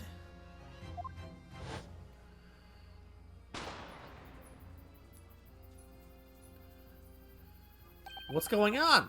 Be careful, Mr. Naruto! Cover your face! Bailiff, do not let the accused escape! Secure the omnibus! Here I call an emergency recess! Bailiff, should the defendant is in custody and clear the courtroom! The courtroom was filled with smoke, and everyone was thrown into confusion. All of us were made to leave this chamber.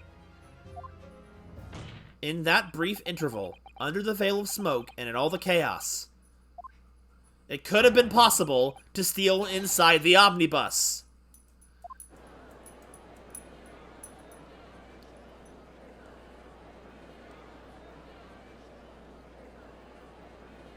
Are you wise? What are you trying to pull, ye rotten, feckless gouger? Feckless gouger? You're supposed to be defending me. 'Tis a wicked plot. 'Tis a plot to undermine me, to tis. Objection! Whatever you think this is, it changes nothing. The facts are the same. After this courtroom was evacuated earlier as a result of the smoke grenade, a number of inconsistencies materialized in relation to the omnibus.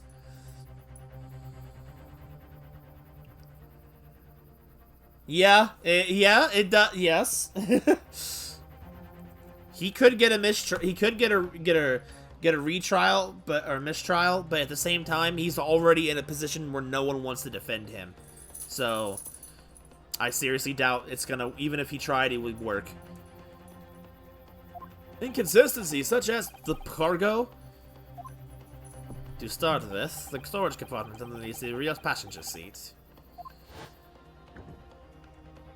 When the police investigated the omnibus, this compartment was full of the driver's items. Secondly, we have the smear of blood on the edge of the skylight. As I have said, that was not present at the start of the trial this morning.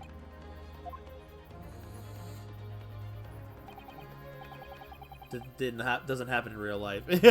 Unfortunately, Mr. Lord Van Zeeks, no one's able to corroborate your claims.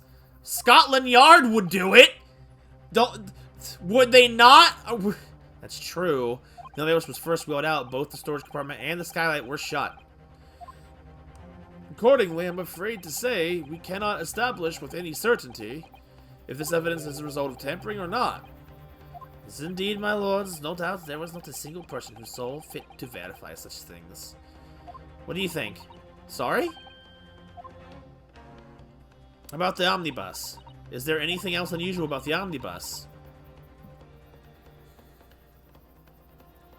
I mean, I don't know.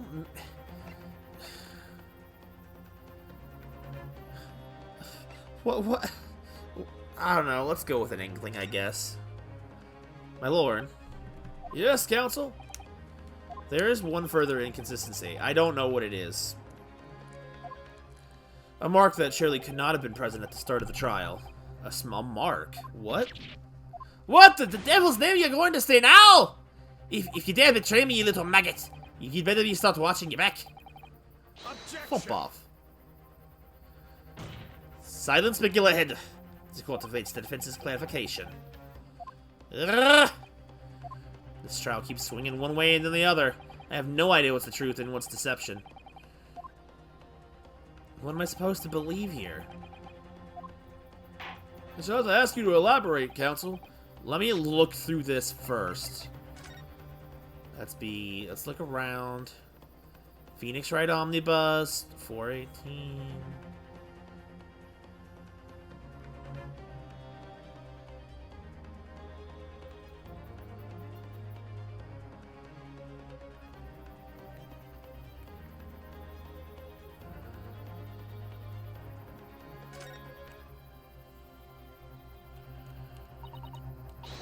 Gotta get it faster, please. Was that there before? I don't... That's blood, isn't it? Is nothing wrong? Oh, it's just... Well, this bloodstain is so obvious that that's all. And yet, Zeke's made no mention of it. You know what? I didn't think that was there before, but I haven't played in a week, so... And when I cut off, I wouldn't have been able to verify. Suppose that does seem a little strange. Why do I have such a bad feeling about this? I didn't remember there being the stain there. Let me double check inside the compartment just to make sure if it will let me look inside. Okay, nothing in there. That's the whole point. There's nothing. Okay.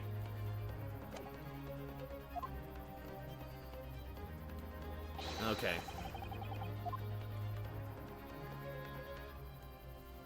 It's gotta be what it is.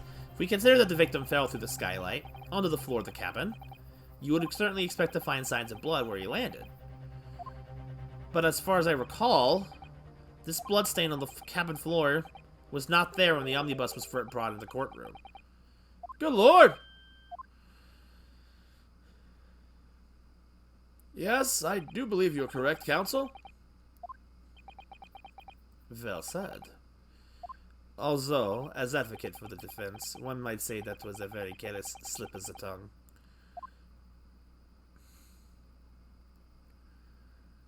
I believe that bloodstain on the floor is a decisive piece of evidence. But if the question is whether the evidence is genuine, or whether it was unlawfully fabricated by someone, I feel compelled to admit that there is at least a possibility that the evidence is fake.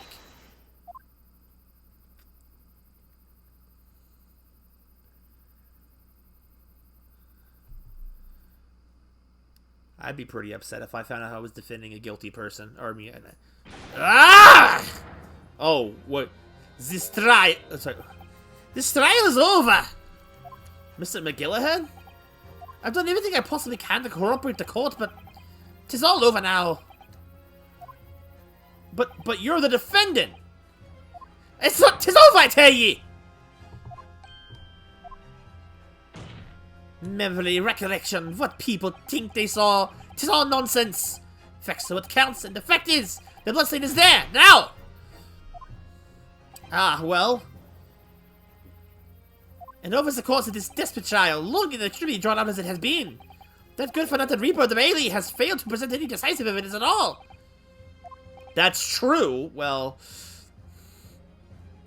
it's true. I'm scandalized, so I am. I thought it'd be better if Lord Van Veeks. I thought well of Lord Van Veeks. Well, my lord! I must concur with the defendant. The unfamiliar recollections of an individual cannot stand as evidence. At this moment in time, the particular bloodstain in question is very much in existence.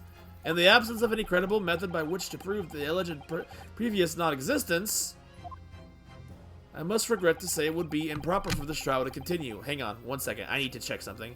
The wrong thing. Okay, that is not a picture of the thing.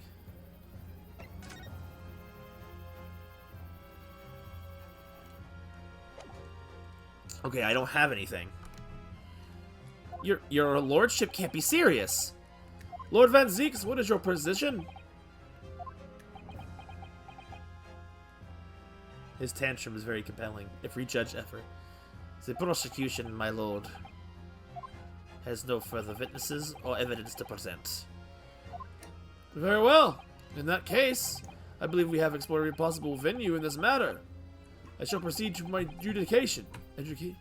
As a formality, I am of course obliged to confirm with the defense first. What formality? As things stand at the moment, it would seem that Mr. McGillahead will be found not guilty. Yes. Which would mean we've won. Is that really the right outcome here? Is it really alright for the trial to come to an end now with all of these unexplained inconsistencies? Counsel for the defense, your closing statement, please. Oh, God. Yes, my lord. The defense believes... Oh, my God.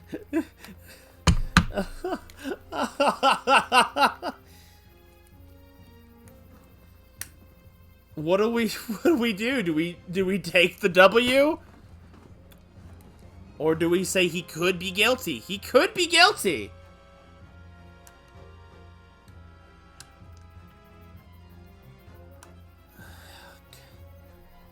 I feel like if I said he could be innocent, he'd probably in his own mind be like, "Yo, this isn't right. I can't do this."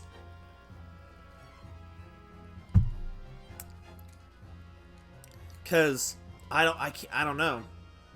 He could be guilty at this point.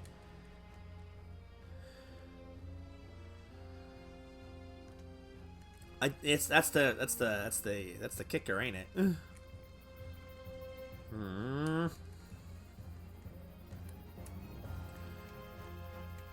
It's a tricky one. I'm gonna go with the fact that we're leaning to the fact that that's the thing. He literally said, yeah, we've won, but is that the right outcome? I'm pretty sure the right answer, game-wise, is that he could be guilty. We need to prolong the trial. That's what's gonna happen. That's what I feel the game is pointing me towards. The problem is I don't know what realm of attack we're gonna go with. I'm gonna go with he could be guilty. It's stupid in terms of, like, this is a farce. But that's the farce that they're pointing us to. I know one thing about Ace Attorney is the defense attorneys always catch the criminals. That's apparently our job for in these games. So let's go with that. It's dumb. I'm here in this courtroom today to advocate for the defense of my client, Mr. McGillahead. However, at this moment in time, I cannot, on all good conscience, attest fully to the defendant's innocence. What are you saying, man? Without any question, there is no conclusive evidence to prove the defendant is guilty. However, there is also no conclusive evidence to prove that he is innocent. Good gracious me! Order! This is unprecedented behavior, counsel. The defense lawyer calling the accused innocent into question. Are you of sound mind?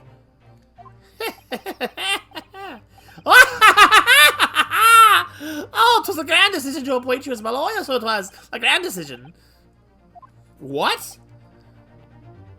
I must say, I didn't expect quite such an exciting spectacle at the end there, but still. Here, have this for your troubles. Ah! Your job here is done, fella. And some fine work you've done, so you have. What do you mean?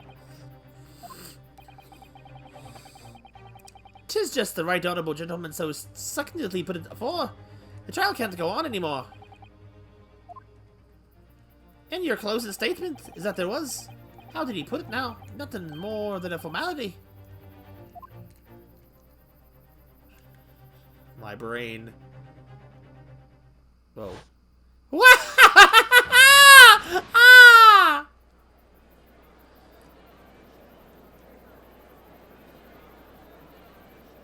I really don't know what to make all of this. That's literally. I mean, the jury has to decide.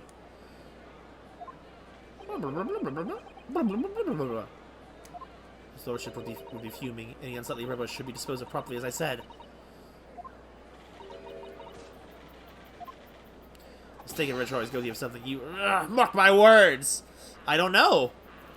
I feel terribly ashamed that I ever doubted that lovely man who gave us this lovely park. Now that the proceedings have unfolded in this way, I am compelled to declare a premature end to this trial. Furthermore, the court must accept the defendant's plea.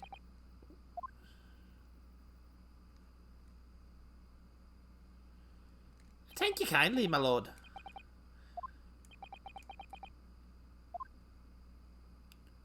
I hereby pronounce the verdict of this court. Wait, what am I doing? But we still haven't determined if the bloodstain in the omnibus is genuine or not. We don't know if these witnesses are telling the truth or a pack of lies. We have no idea about the truth. Lord Van Zieks, My lord. the case made by the prosecution was flawed, plain and simple. If indeed the omnibus presented as evidence was tampered with, the prosecution is at fault for allowing such a disgraceful perversion of justice to take place. Oh, okay. So wait, the prosecutor is supposed to be in charge of the evidence in case of say a smoke grenade where everyone's ordered to leave, but the judge said bailiff don't let them touch anything. So it's the prosecution's fault that the smoke grenade happened. What is this farce? This is insane. And I never root for the prosecution in situations like this, unless it's Edgeworth. This is justice, baby. My sincerest apologies, my lord. Objection. But, wait! When we were evacuated from the courtroom, Lord Van Zieks ordered the evidence to be secured. I'm afraid the prosecution cannot shun responsibility in this matter. That's so unfair! The capability of the defendant has not, at present time, been established by this court. Consequently, the jury will not be required to perform a judgment. What? Wait, what? Well, Lord Van Zieks, it's been a pleasure, so it has. And as for you, my dear fella, I couldn't have asked for a better defense. Do you mean to tell me this has all been a grand waste of time? 'Tis the law of the land, my good man. You'd like to pursue the matter further? You can always go ahead and try to change the law. Magnus McGillihead. Good grief, you've more to say than you have ye. Just one thing, a warning. This is far from over. Well, something to be looking forward to then.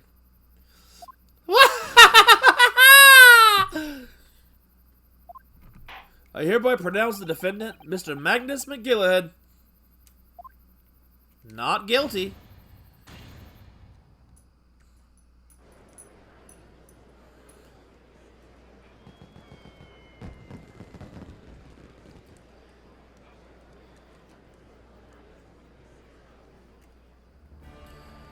The jury didn't even get to weigh in. The judge just, I can't believe it. The jury didn't get to say. They should have examined the evidence more. What are we talking about? The man's been cleared. He's innocent.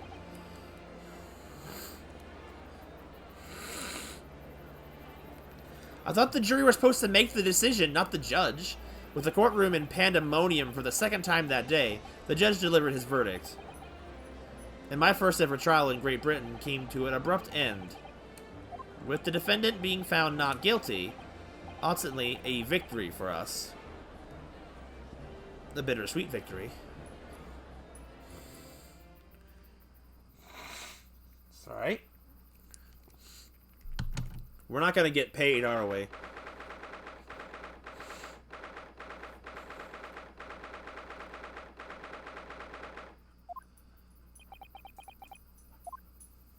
That certainly was a long trial. Ah, yes, it was. Your first ever trial on foreign soil and your first victory. It was a wonderful performance. She knows. My heartfelt congratulations. That's not heartfelt, Susato. You know it. And to you, Mr. Zato, thank you for your assistance. I suppose we should be happy. The trouble is, we're still completely in the dark about what actually happened. Well, we didn't have enough time. But isn't it wrong? I mean, who was actually responsible for Mr. Mason's death? We don't even know that. The sole aim of the defense is to obtain a verdict that exonerates the defendant. You carried out your duty to perfection. Aye, that you did? Oh, thump this man. And his little rat thief, Mr. McGillahan. Ah, and that girl's with him too. Well, it seems the stories are true. Oh, what stories?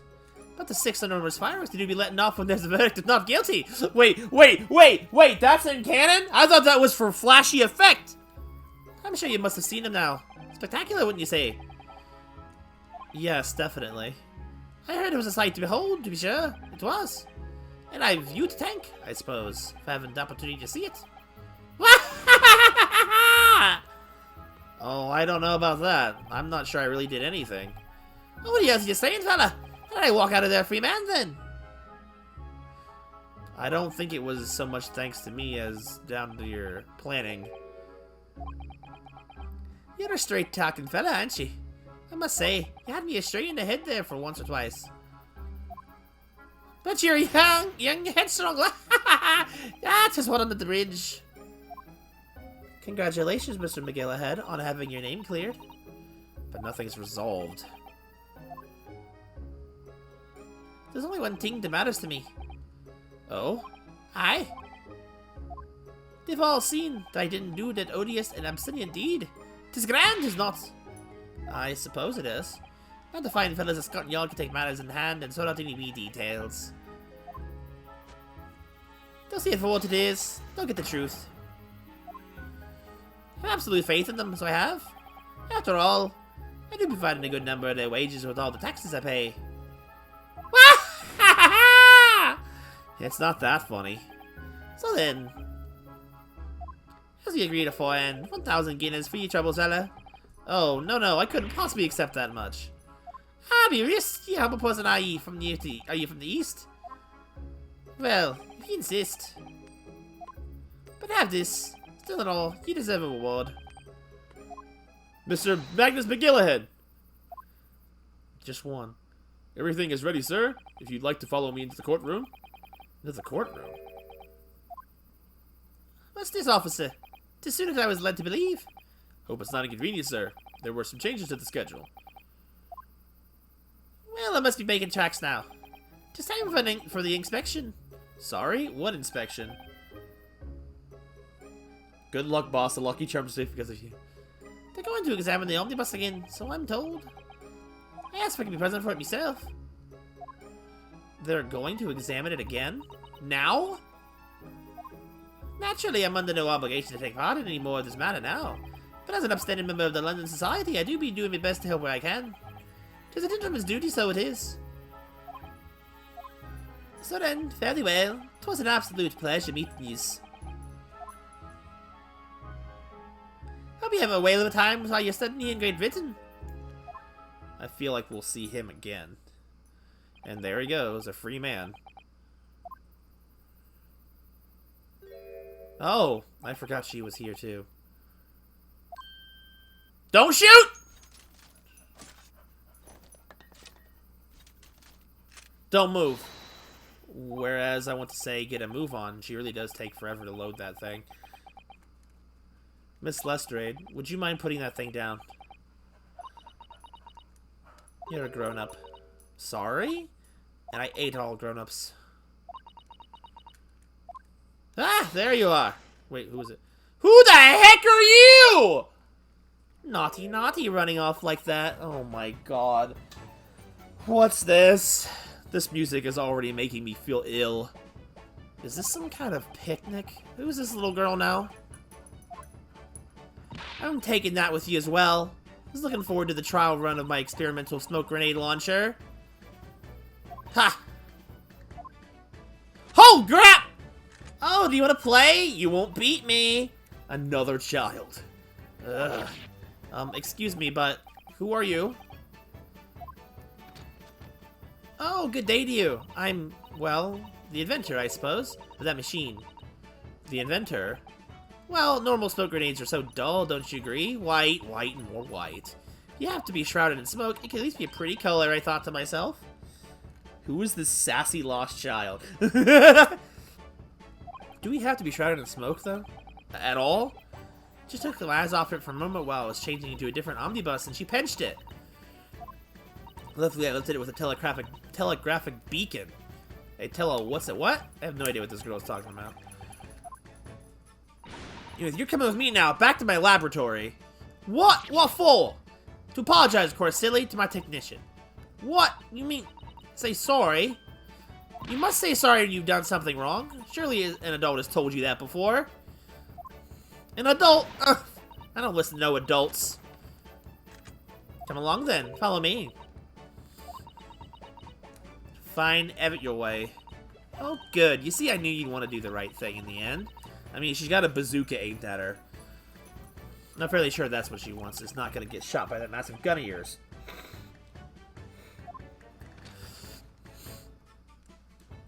I feel like we'll be seeing both of them again very soon.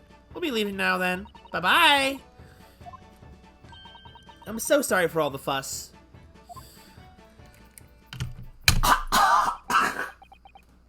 Oh, sorry. Should have muted myself. Like she belongs in Danganronpa. She really does. Anyway, it's just me and Susato again. Well, do you think perhaps we ought to be on our way now too? Yes, you're right. But where to? Oh! We haven't had time to find a place to stay. No sooner we arrived in London, we had to rush here. All our traveling cases are still with the bailiff. I was originally planning to spend today in search of lodgings. But at this late hour in the day, I'm afraid we may be out of luck. Don't worry though, I have a plan. If the worst comes to worst, I've heard of a lovely Delicious park where we pancakes. can spend the night. Oh my god. Delicious pancakes.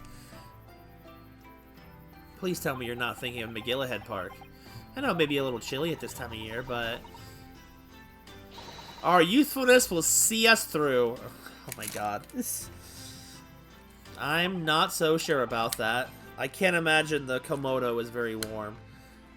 But her positivity is so warm, though. I think in midwinter in London, the night will freeze a young person solid just as easily as an elderly one. Oh dear, that doesn't sound quite agreeable. Dude, you made her cry! You made her cry! I can't! Ryunosuke has no tact. Look at this. I can't believe this kid. Now I'm starting to regret turning Mr. McGillahead down. That 1,000 guineas would have paid for a lovely warm room, or a mansion. Yeah, we never take payment, do we? And so, we're not going to go talk to the justice dude? The trial to determine my worthiness for the study tour was over by the end of our first day in London. That's not going to fly. However, as we were soon to learn, there were more trying times ahead. Just as the Reaper of the Bailey had warned. The case was far from over. It's... What? Wait, what? Is the case... Wait, what? What's happening? What's going on? Get the fire brigade! Dude! Water, quick! What the... How did this happen? I don't know, sir. By the time I got here, it was already engulfed. No one was supposed to be allowed in here before we started investigating. Wait, what's happening? No. Oh, good God. Open the door! There's someone in there.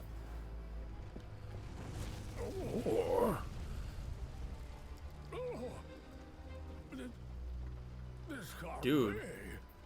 Vampire.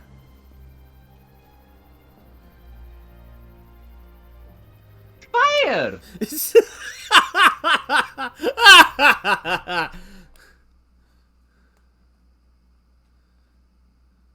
And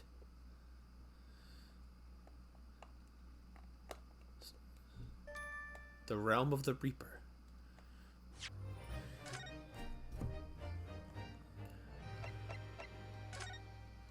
So wait, is it the adventure of the clouded Korkoro?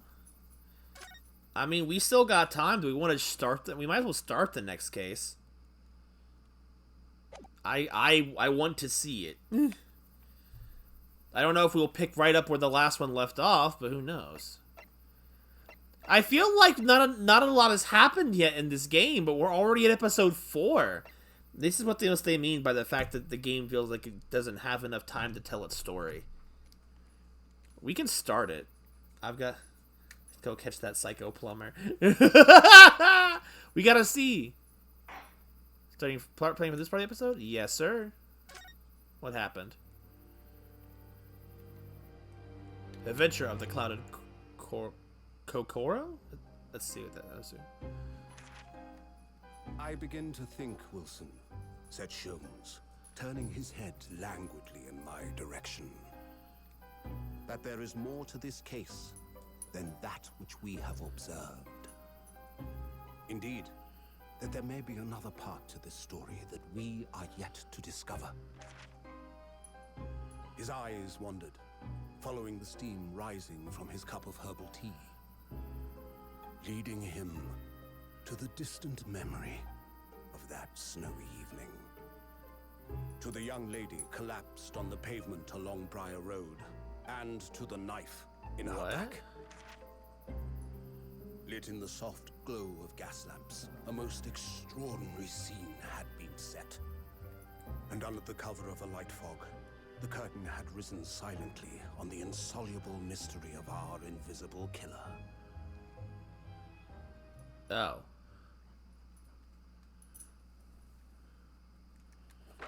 The next day... Yo, we're gonna go see White Ganondorf, probably.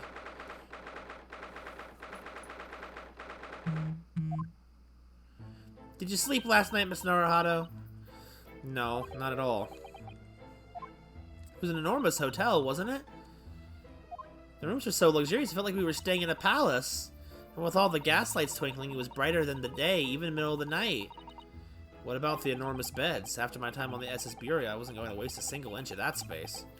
Spent the entire night rolling from one side of the mattress to the other. She thinks it's so funny. Oh yes, it really was the sort of night you can only dream of normally. She's so happy, I can't. This woman's making me feel feelings. Except, when I learned that we owed £3 for the rooms, that dream quickly turned into a nightmare. Oops! Sorry about that. The building was so impressive, and the entrance so inviting, I just wandered in without thinking. Susatsu got gaslighted! In a lodging house in Japan, that's money would have put a roof over your head for a whole year. I did try, but I'm afraid I couldn't help my tears when we were presented with the bill. You made her cry again! Dude! Ugh, I really am sorry. Well, never mind. We must find some more affordable lodging straight away, though. If we're not careful, our entire stipend will be used up in 10 days or less. She's giving the stare. London is a scary place. Indeed. Full of scary people. Welcome to European society, where occupying space costs money. Good morning to you at this early hour. I'm assuming. Yeah, it's White Ganondorf! Dude, he looks a lot like Zeke's. Oh, yes, well... Imposing. Good morning to you, Lord Chief Justice. We have come to report on the outcome of the trial at the Old Bailey yesterday. So that's what sounds amazing. She doesn't bat an eyelid, even in the presence of the imposing Lord Strongheart. Yes, I believe you had a very comprehensive initiation to the British courtroom practices. Oh yes, it was very eye-opening, thank you. And in accordance with your instructions, Lord Strongheart, Mr. Naruhado performed his duty to the end. Yes, I've already been appraised of the events. You conducted a remarkable defense. You may consider the test passed. Oh! No longer are you a student from the Empire of Japan. You may henceforth claim to be a fully fledged lawyer. My country is delighted to welcome young talent from such a remote eastern land. Thank you very much. So, I'm a lawyer now. Doriakin, sir. Now, in view of your new appointment, I have a fresh case in mind for you. I'd like you to take it on at once. I trust that won't be a problem. Another case already? Nothing trains a lawyer better than practical experience. I'm sure I don't sense dissatisfaction, do I? It's just that yesterday's trial ended unusually. I haven't quite come to terms with it. What's to come to terms with? The man was cleared. What more were you hoping for?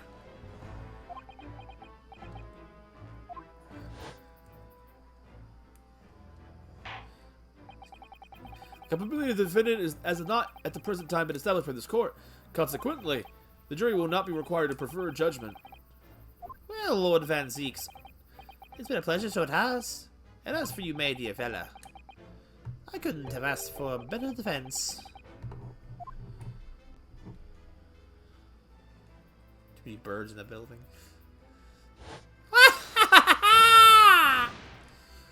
Oh yeah, so something about the state of the case means the jury's opinion was moot. I just can't help wondering if Mr. McGillahead really was innocent. Mr. Naruhado! It's just that I never managed to ascertain the truth. And then the trial ended. Well, you needn't let it trouble you for a second longer. Sorry? What do you mean, Lord Strongheart? Magnus McGillahead passed away immediately following the trial. Holy crap, he was the one in the box! No!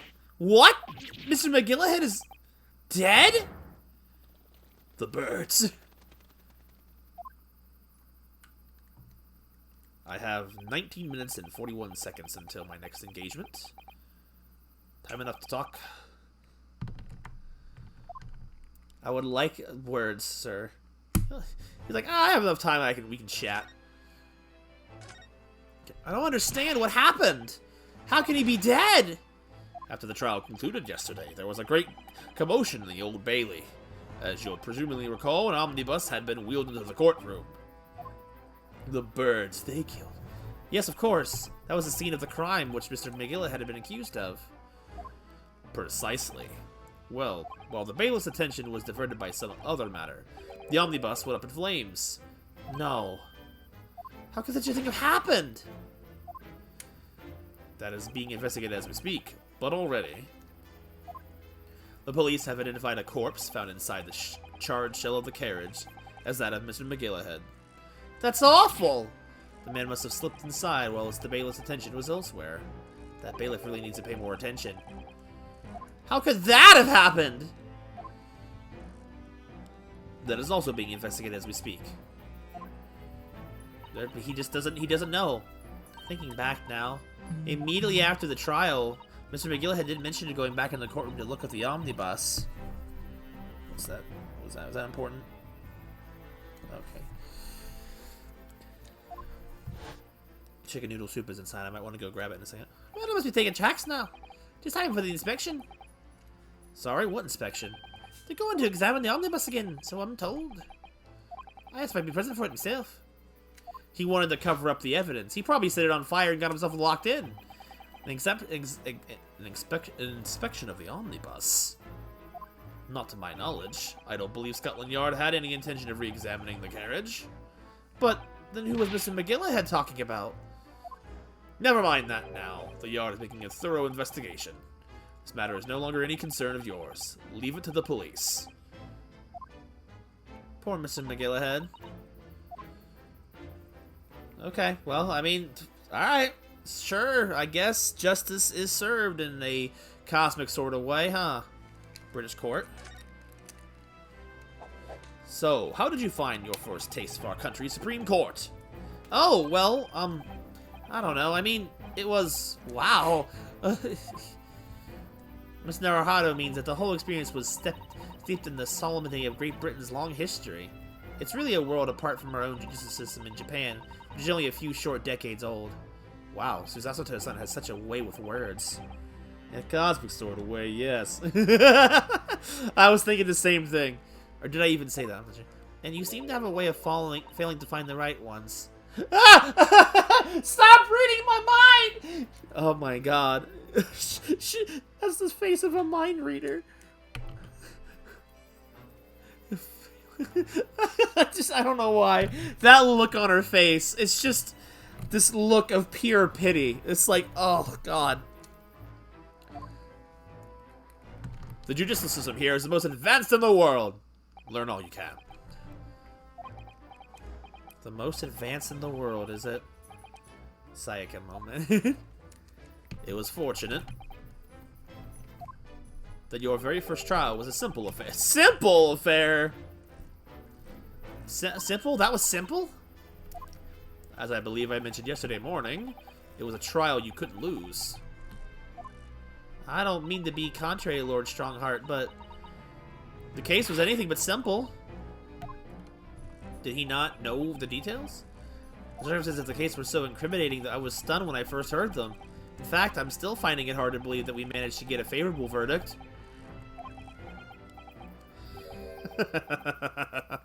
Is something funny? No, my apologies. However, the fact is that you did receive the not guilty verdict you set out to achieve. And that can only be attributed to exceptional talent. Wouldn't you agree? Well, I don't know about that. Well, never mind. You exceeded my expectations, I freely admit. That much is at least an undeniable truth. Which is precisely why I've prepared the new case for you that I mentioned before. What's going on? What was he going to say before?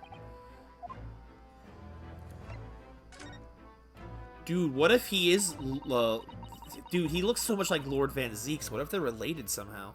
Could you perhaps give us some more details about the new case you mentioned? Don't tell me it's a murder, and the trial starts in 10 minutes.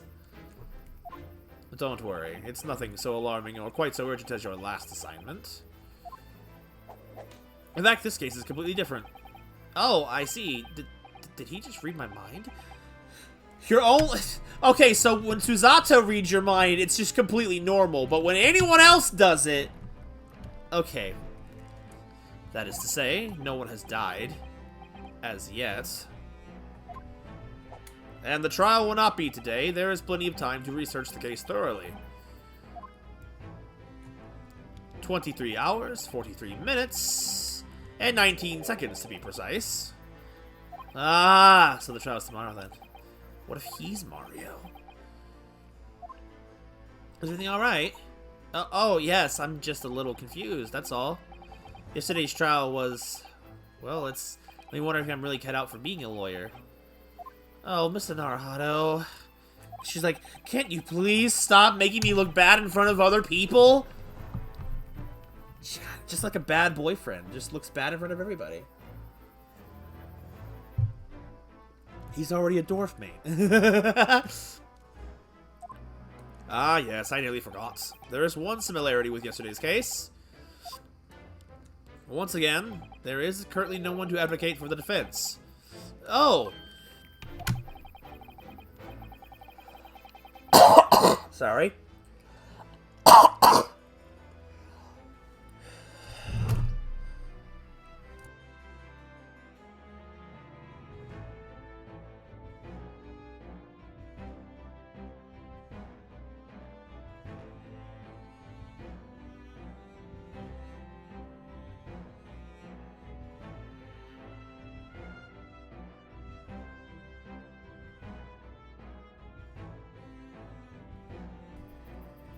Sorry about that.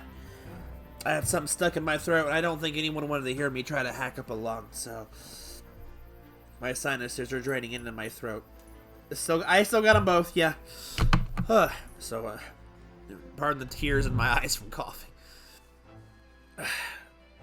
If the situation remains unchanged, the trial will start tomorrow with the defendant unrepresented. And if that happens, I need not remind you of the inevitable outcome. The most terrible end awaits the defendant. Yes, that's right. Here we go again.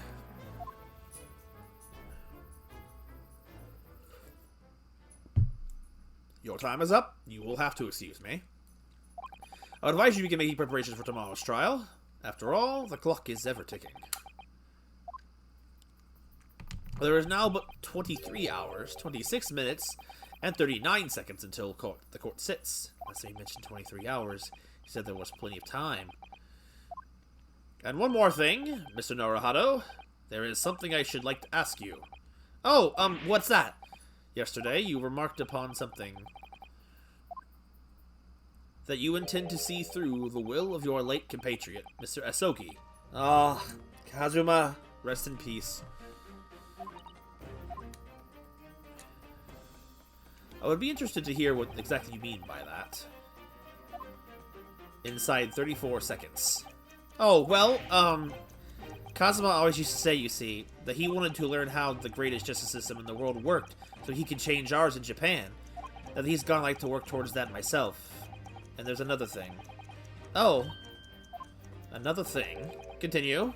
On the way here, on the steamship, he said something to me. There's something very important I have to do. Something very important. And what exactly would that be? He never said he had a chance to tell me. Suppose he would have done if he'd ever made it to Great Britain. You're out of time! Well, thank you for an enlightening discussion. Mr. Naruhito, what's all this about? Mr. Asogi never once mentioned anything of the sort to me. You're not his gay lover, okay? Or maybe you were his straight lover. I don't know, man. I don't know their connection. It could have been. I don't know, man. It's Japan. They do weird things. I really have no idea. It was always really vague. I urge you both to focus your attentions on the matter at hand. He didn't love you. I've taken the liberty of summoning the police inspector in charge of the case. He'll be able to apprise you of the details. How long has he been there? So, I wish you the best of luck and bid you farewell. Alright, bye, Ganon. Thanks for the help. There's something very important that I have to do. Kazuma-sama, what did you mean? I wish I knew, but honestly, he never told me. Anyway, we had better talk to the detective, don't you think? Yes, you're right. I hope I'm just imagining it, but I wouldn't say he looks pleased to see us at all. What is that in his hand? I want to look at some of the things in this room. Hello, suit of armor. Look at these menacing metal giants facing each other across the room. Enlighten me. I believe they are... Yes, they're suits of armor. Oh, right. I thought maybe they were like lion dogs, like the lion dogs we have in Japan guarding shrine gates. No, not at all. In fact, in Europe, suits of armor like these are always possessed by evil spirits, you know. Oh my god. And they roam around in the middle of the night. Really? Is there nothing you don't know, Miss Susato? This book tells me everything I need to know about everything. If you're ever unsure, just ask. Ugh, I'll talk to you about anything. Where did she get that incredible tone? What's it called? I want to know what it says. Just look at all the naughty books packed together on these shelves. They go from floor to ceiling. I thought that was the candelabra. If he dropped a Baskin-Robbins on the way here. Susato, where do babies come from? Instant red face. And they're all books that you couldn't hope to come by in Japan. It's like a dream. Oh god, she's so cute. I can't. Yes, a very bad dream. Shut up, Rina, okay? God, he is terrible. Encourage her interest, fool! God, what did Kazuma see in you? They're not all about British law either. They're books about the judicial systems of other Western... okay, well, I guess considering the subject is work, I could kind of understand. Whatever. France, Germany, Spain, Holland. What about Russia? We don't talk about Russia. Why do you ask? I was wondering about asking the Lord Chief just as how you say wardrobe in Russian. What do you think? What? What? I think perhaps it's a thought best abandoned. What the frick? Kazuma saw enough. This be the Lord Chief's decks. I believe it's made of marble, not mahogany. Looks more like an over-the-top tombstone that's toppled over to me. I think that's your fanciful imagination work again, Mr. Naruhito. I love that look of just disappointment on her. She kills me. It feels like everything that's normally made of wood and paper at home is made of bricks and stone here. I know. That's why this place feels so overbearing, I'm sure. That was a weird conversation to have. Alright, oh, wait. Is this some kind of clock? Actually, I think we might be inside of some sort of giant clock. But those gears are larger than you'd find on a steam locomotive even. It's eerie. Do you think clocks are some sort of hobby of his? Lord Chief Justice, I mean. Well, boys do enjoy fiddling around with machines, don't they? I don't think that's what that means. I'm not sure you could fiddle with cogs that size. I'm certain you wouldn't call him a boy. She's 16 or 17. Give her a break. Still, it's amazing how little noise the cogs make, considering how large they are. There's actually something quite soothing about their precise rhythm. I was actually thinking the same thing. It's kind of like hypnotic. I like it. Okay, there's nothing else to do. Oh wait. Oh, I can look around a little bit. But there's nothing else to see but just a slight... Okay, so I can look around, but there's nowhere else to see. Hello, sir. What are you eating, sir? Can we trouble you? Is that a baguette he's eating with the paper cone? Dude, he just keeps summoning more! What? Unless it's like fish and chips, it could be. Anyway, what do you... I don't know what kind of voice to give him. What do you think? Lovely weather, isn't it? What's the weather got to do with anything? Listen to me, young Japanese upstart. Some flippery about the weather doesn't get every English gent eaten out of your hand, you know? But Susato-san told me it was foolproof. I'm a busy man. I'm a very busy man. There's a crime scene to investigate, but I'm here having to give the likes of you a talking to. Oh, I'm ever so sorry. Can you imagine what the other officers will be saying? Potato. Haven't you seen the Grigson anywhere, have you? No, he's too busy with the big wigs these days. And all because of some bumpkin who's here on a jaunt from a country I've never even heard of. Where did I hear that ripping sound? That's reputation at the yard going to tellers. There's no need to rip us apart as well. I don't believe we've been introduced. This is Mr. Ryunosuke Naruhito, the defense lawyer. Eh? It's a pleasure to make your acquaintance. I'm Mr. Naruhito's judicial assistant suit. Eh! It's lovely weather we're having today, isn't it? She says, looking... Hello, welcome to the stream. Fedora Man, conjurer of bread for beyond. Now he feels a fool, doesn't he? It's unseasonably fine, I grant you. London winters don't see a lot of sunshine. Unbelievable! How did she pull that off? So, Lord Stronghearts asked me to fill you in on the case. The name is Tobias Gregson. Inspector Gregson, to you? I'm from Scotland Yard. Tobias, such a cool name. Gregson? Inspector Gregson? What's the matter with Susato-tan? Does this detective's name mean something to her? Inspector Grayson? Inspector, are you perhaps the Inspector Gregson?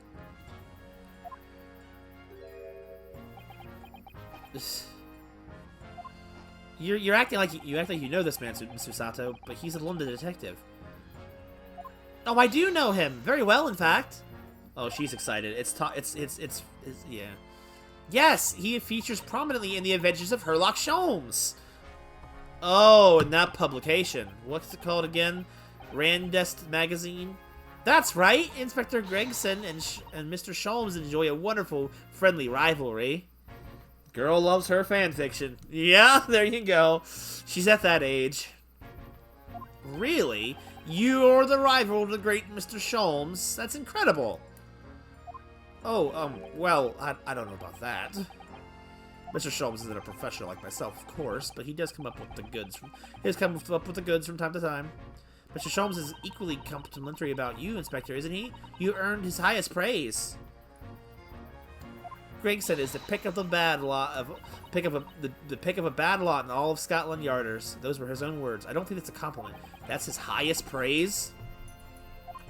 Well, Mr. Sholmes isn't particularly known for giving compliments, you see. That he is not! And thanks to that magazine, my name's known over London town now! That's great, isn't it? Huh, I have to admit, to start with, I was a little, well, flattered by all the attentions. With my graphics burning. I need to rework it. Yeah, I'm in a transitional phase with it, honestly. And thank you for the follow, I just noticed. It's disorganized right now. I was trying some stuff out, forgot to put it back, and it's been a busy few weeks. Everyone wanted to shake my hand, and my reputation at the yard went through the roof. Well, that's wonderful. No, it is not! There's nothing more sinister than the man on the street! People are always looking at me now. They're whispering rumors about me under their breath, I'm sure. Rumors? Are you quite sure? He's changed. He started appearing in those stories. His fame's gone to his head, stuff like that. Gosh, do you really think people are saying such mean-spirited things about you? Like I said, they whisper, so I can't catch exactly what they're saying. But I know what folk are like. They judge me for my breadsticks. I'm sure that's what they're saying. Sure as eggs is eggs. I've never heard that phrase before. Even when I was in England. I get the feeling that this detective could be very hard work. He's no Detective Gumshoe, that's for sure. Oh dear. Perhaps the sudden rise of fame does change people. Where's Sora's counterpart? Haven't seen him in a while. So, about the case that the Lord Chief Justice mentioned before. Nothing to tell, really. As far as we're concerned at the yard, it couldn't be simpler. Oh dear, that probably means, as far as we're concerned as lawyers, it couldn't be more complicated. Strikes the heart of the matter right there. Ha! Yeah! This girl has read enough Ace Attorney. I wish you were wrong about that, but I have a nasty feeling that you're right. The young woman was talking about... The young woman was walking along the pavement on Briar Road when she was stabbed from behind. Fortunately, it wasn't fatal, but she's still laid up in the hospital, unconscious. That's despicable! What sort of coward would attack the poor woman from behind? I suppose you would have finished whoever it was off with a Sasuto takedown, would you? That's neither here nor there, Mr. Naruhado. She's like, don't talk about that in public. Oh, I love her so much. Brace yourself, Ryunosuke. You have angered her now. Exactly! You talked about her unladylike habits in front of other people. That's the worst thing you can do. That's freaking secret information. Oh my god. This guy's an idiot. Anyway, after something of a whirlwind investigation, the criminal was arrested. Barely had time for a cup of tea after the incident took place, to be honest. So there must have been something left at the scene that led you directly to the culprit. Or perhaps a reliable witness who recognized the person in question. Let me stop you right there. You're wasting your time on this one. Sorry? There's nothing you can do. There's no way to help the bloke now. Why ever not? Simple. He confessed. The prosecutor that's been assigned to the trial tomorrow is Lord Barak von Zeeks. Yeah, Barak von Zeeks. Yeah, I know. We've already dealt with him. No! Sounds like you heard of him then. Oh yes, we are very familiar with Lord Van Zeeks. My Discord, my individual tag is not listed, but my Discord is in the description below. The bread is coming straight out of the void. Yes, he just doesn't run out of freaking potatoes and bread. Is that like I was even there in Britain. I don't think that was a common pairing, potatoes and bread. Unless that's not potatoes he's eating. But like, what else would it be? It looks like potatoes. Providing food to the fictional past. Believed to be the harbinger of death itself. The Reaper of the Bailey. Yeah, give me more info. Lord Barak von Zeeks, who we faced in court only yesterday. Mr. McGillah had told us about him before the trial, didn't he? Well, that was it. There we go. When Van Zeek stands for the prosecution, they call the accused his sacrificial lambs. And in every single trial which he's been the prosecutor, the accused has been damned. Except yesterday, but he died anyway. This Reaper of the Bailey nickname. Suppose he's earned that because every defendant he advocates against is found guilty. Is that it? Could you talk? Well, if that's the case, we should inform you, Inspector, that in yesterday's trial against Lord Van Zeeks, Mr. Naruhado secured a verdict of not guilty. And what of it? Oh, well, I think that means even against Reaper of the Bailey, it's not impossible to save the defendant. No, you really don't have a clue, do you? What do you mean? What happened to that bloke in the end, eh? He's dead. Ah, Magnus McGilded came a cropper to that omnibus when it went up in flames. So you can't rightly say you saved the defendant, can you? I beat him in court. That's really all that needs to be said. What are you saying? Look, if Van Zeeks could get the dirt to stick on everyone, he'd be a miracle worker. But that's not how it goes. He doesn't work miracles. He works magic. Black magic. Oh, he's a witch! Or a warlock, or whatever. I'd have a good long think about that if I were you. Okay, but I don't care about that. Are we really supposed to believe that? I have a job to do, sir. He's making me hungry. Right, well, I've filled you in as requested, and I'm very nearly out of chips. So I'll be heading back to the crime scene now. We're still carrying out a few investigations there. It was Briar Road, you said, didn't you? Where the incident took place.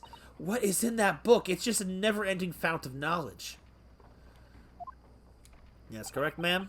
And if you head over to the holding cells, you can meet the criminal himself. You branded him a criminal already. He's as good as. Shaking like a leaf in a cell, he is. It'll give you a chuckle if nothing else. He's inmate 53. Speak to the jailer and he'll show you the way. Inmate 53. Thank you. Auf Wiedersehen! So there's no helping anyone against the Reaper of Bailey, they say. She might write really small. That's fair. But I think the information is I don't know. I thought was put in there. Whatever. Anyway, is something trouble you, Mr. Naruhado? Yes. I'm waiting for my takedown. To tell you the truth, when I recall the trial yesterday, I can't stop myself from shaking. She doesn't speak her opinions on things very often, I've noticed. She's just literally being my mouthpiece half the time. The idea of facing the Reaper in court again is... Well, if you think it's too much for you, there's no shame in turning the case down. That takes courage, too. But if the man they've arrested is innocent, you could well imagine he would be shaking like a leaf in his cell. And I, for one, wouldn't find the sight of that funny. So, if I'm honest, I'm still reeling from the shock of yesterday's events myself. And I'm really not sure if I'll be able to help this man, whoever he is. But I like to try. So I'm going to make some inquiries. Will you help? Well, I mean, her smile appeared. Of course you will. Did you really think you had to ask? After all, I'm your judicial assistant. I love these two. Thank you. So then, shall we? Yes! Let's go! Alright, let's get out of here. We haven't been here yet. I wonder what awaits us. Let's go see the prisoner first. Name a more iconic duo. Oh, God!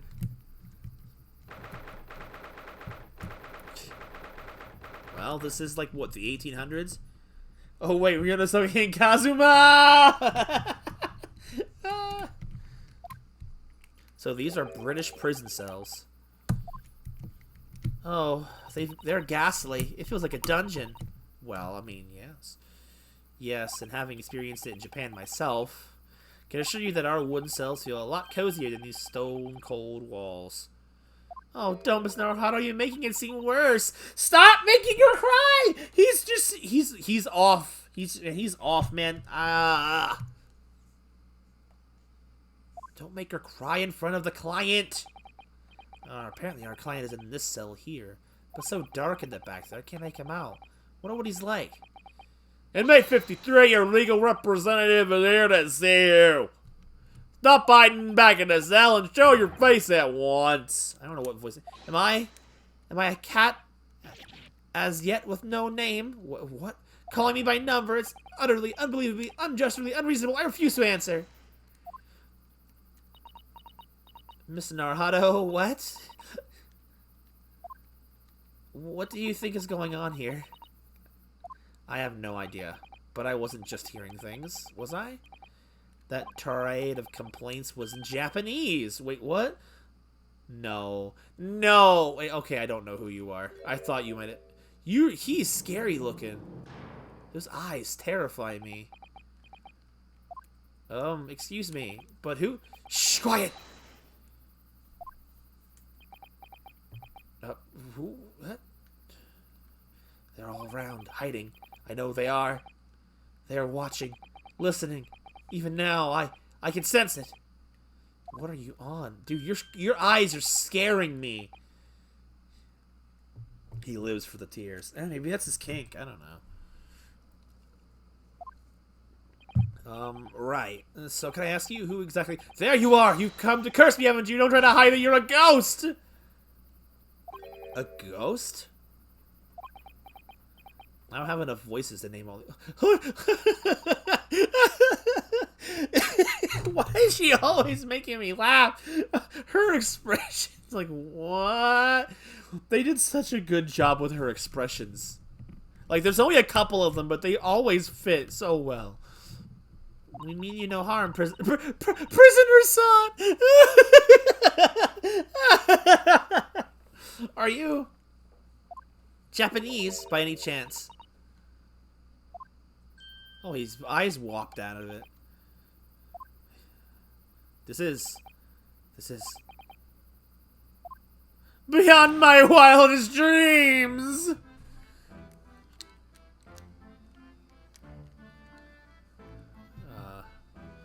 Forgive me for that outburst before. I am so sorry.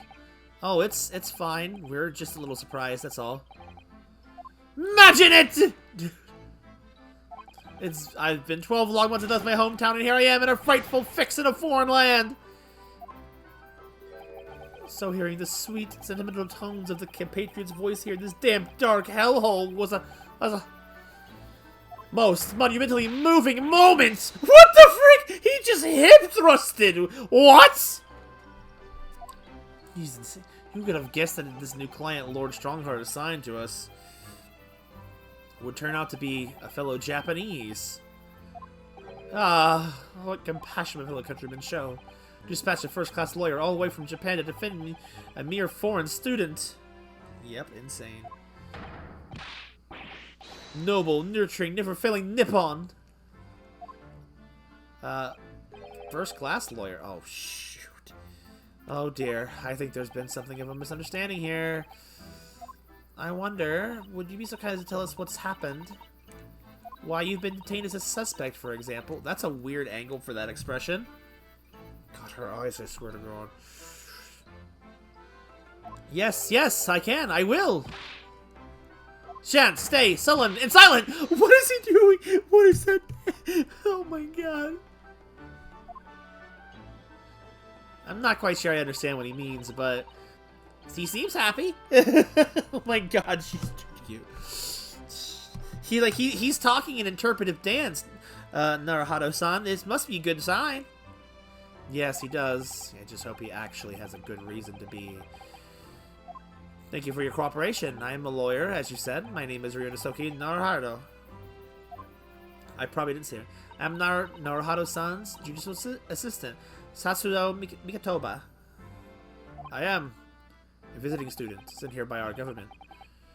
Notoriously named Natsume! Soseki Natsume. Oh God, you freaking ruined all the Harvest Moon translations. Mr. Natsume, get out of here! I believe our Kai is insane. Well, so is over half the cast. Anyway, it's time to talk. Natsume. So Seki Natsume-san. What an unusual name. Call me Soseki, please. I'm a poet, you see, a writer of haiku. Something of a nom de plume. A nom de plume? You mean an alias? Oh, okay. That's right, Naruhado-san. I'm surprised you knew something for once. No, no, no! Don't be so pro-asic. It's much more refined than that. And haiku, that reminds me of home. Did I hear you say that you were a visiting student sent here by the government? Yes, that's right. A year ago, I was told to go and study English. First, I had to suffer that misery, and now this. Beyond the pale. Why do you hear it's the worst language to learn if you don't know it? Suffer that misery. Did you not want to study here? No, I mean, I've had an interest in Great Britain for some years, of course. Oh. But! Just because the government tells you to do something doesn't mean you can do it? No! What do you mean? If they told me to study English literature, that I could have understood. That's my field. But no, they told me to study the English language. Utterly, unbelievably, unjustably unreasonable! I see. Only the other day I was told to send a report about my first year here. I intended a blank piece of paper. Wise words on white washi! Oh man, he got us with his finger up there. You must be a man of great standing. Oh yes, so I'm often told. And often like to be told, it seems. So what's the accusation, buddy? Could you perhaps tell us exactly why you've been arrested, Soseki-san? We've been got. Have a good one, Sora. I didn't do it. I didn't commit that atrocious murder. It's not a murder yet, but... Murder? Oh, no, it's all right. The woman didn't actually die, did she? But she was stabbed with a knife right before my eyes. Before your eyes? You mean you saw the attacker? I didn't see anyone. What? If I'd seen the person who did it. Do you think I'd be locked up in here? Oh dear, it seems this case is becoming rather complicated. She knows it already. Why me? Why me? Why did that silly woman have to be stabbed in front of me? It's the curse of London. It's incredibly, inexcusably, irritatingly inconvenient. All those words are true about London. I do miss Nandos, though. So Soseki-san was there at the scene, but he didn't see the attacker. It's vital that we find out more about the case. Thank you, Susato. Yeah. Give me more info, buddy boy. It was an accursed evening, just after the show had started. Snow had started to clear, and with heavy fog. I'd been to the bookshop to buy some books, and I was on my way back to my accursed lodgings. Sure the bookshop wasn't accursed, too? As I was walking along that accursed pavement, I could make out the soul to live another ahead of me. A woman wearing a green overcoat. She was, and just as I went to overtake her, she suddenly let out a little scream and collapsed into the cold, hard slabs of stone at my feet. That doesn't look like a woman, but I guess she could just be rotund, or just a big coat. It just looks like a guy from the back with that hair. But, you know, they said it was a woman. I'm not going to argue with it. Dude, oh my god, he's bugging out. How terrible. Caught out to the woman, but she didn't move. It was like a ghostly, ghoulish, grim graveyard. Slight exaggeration there, perhaps. I was terrified. I had to get away from there. So here I am, as fast as my legs could carry me back to my accursed lodgings. Why didn't you just report it first? That's not good. They'll say it was shameful, I know. To run away like that. Well, yeah, you should have reported the crime. Tell me, Soseki-san, was the victim an acquaintance of yours? Don't be ridiculous!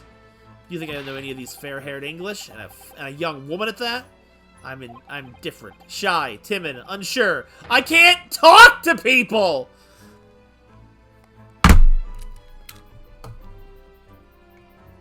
You know, that's not to say unrelatable, is it? That's pretty understandable.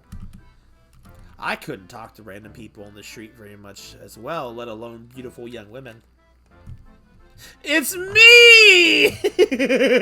He just like me for real. I see. A young woman, unknown to Soseki-san.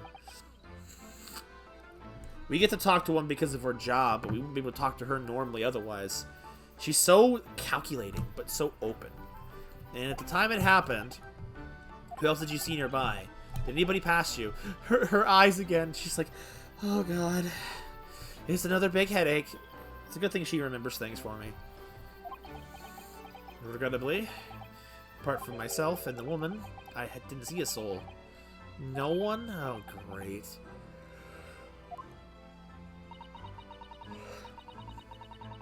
So the victim was unknown to you, and there was nobody else on the street at the time. That creates something of a conundrum, doesn't it? That's a big word, Susato. What conundrum? My god, you idiot. Why are we so dumb? Why are we so dumb? What do you mean, Susato-san? What's the conundrum? Well, if what Suzuki-san had just told us is true, there's something I can't explain. He says that he didn't know the victim, and that there was no one else at the scene. Then he apparently fled without having been seen. I did! But what if that's the case? Surely this man has to be the culprit. Ah, you! What did you just say? I didn't say anything. Nothing. I didn't say anything. Oops, perhaps I thought a little too loudly. My god, this game is funny. Just check the book, Susato. It's in there somewhere.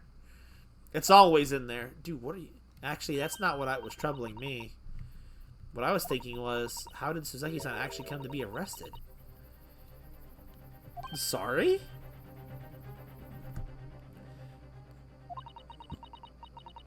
He didn't touch the victim, and there was nobody at the scene to see him. So how did the police ever discover he was there in the first place? Oh, yes, she's right. I mean, I thought that was part of the question, but alright. It was him. That accursed great detective. He led the police to me! Of all the bad luck. Accursed great detective? Could it be? I should never forget that man's name as long as I live. With his haughty laugh at his self-proclaimed greatness. Brash, big-headed, busybody, be gone! May you be cursed until the end of your days, Herlock Sholmes. I knew it. His theme song is super good, though. I can't deny. Mr. Sholmes? I figured we were going to be working with Sholmes.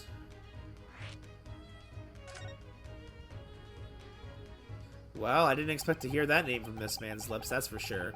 Really? Because I totally did. You should have thought a little harder. It's an open and shut case, then. It was the morning after the nightmare had unfolded on the pavement before me. I was gnawing on a silver of hard cheese when some men suddenly burst through the door. Guilty, I say. They started shouting at me. This is the police. Put the weapon down. Yes, it was a thin silver, and it was hard, but I wasn't eating a weapon. Disgusting dietary discrimination, devils! His thrusts are amazing. You clearly had a trying morning yesterday. And there he was, in the middle of all the policemen, grinning like a Cheshire cat. Yeah, he does that. Herlock Sholmes! It's actually just Herlock Sholmes. He's English. Doesn't matter. I've since found that he's a famous name in detection here in London. Yes, the great detective is really very well known. She looks so worried. And his overly sharp mind managed to deduce my whereabouts, apparently. That smile, that damn smile. He thinks I'm a wife-wielding madman. Me, this weak, stooped kitten of a man. I wonder what great deduction process led him to this conclusion this time. You mean to say that Mr. Sholmes' deduction was the only reason the police arrested you? That would be really most unreasonable. Oh god, well, the thing is, I was thrown into a panic when they barged their way in. Of course you were. That's only natural. I was terrified and trembling, and they kept throwing question after question at me. In impossible English. Free this foreign film flammery! He kind at us again. Stop. This man is too powerful. Well, we are in England. You can't really blame them for questioning you in English. Good point, but my mind went blank. I knew I had to answer, but I didn't know what to say. So I just kept repeating things like, yes, I do, and I'm fine. Next thing I knew, I was in medicals, and before I knew it, I was thrown in here. Oh dear, I'm afraid that's hardly surprising. I'm fine? He's not fine now. Mr. Naruhado, Esquire! Esquire. Oh, you can just call me Naruhado. And when we're speaking English, a simple Mr. is more than enough. Oh, yes, alright, yes, they've really got to me. This country is poisoning my mind. But please, I beg you to defend me in court tomorrow. You can tell them what really happened. You'll do it, won't you? Well, Why? Why is it so hard to say yes to me? Well, the thing is, I'm just a student like yourself. I'm on a study tour. A student. I have defended a case in the Old Bailey. Only the one, though. But at this moment in time, I really don't know what I'm supposed to believe in. I'm confused about what justice in this country even means. Oh, the music. Oh, Naruhado-san. I'm not even the foreign student who was supposed to be here. I'm sort of a locum lawyer, I suppose. Or a locum? But that armband! That's the mark of a defense lawyer from our great empire! It's a keepsake from the man who should have been here. He was my best friend. A keepsake?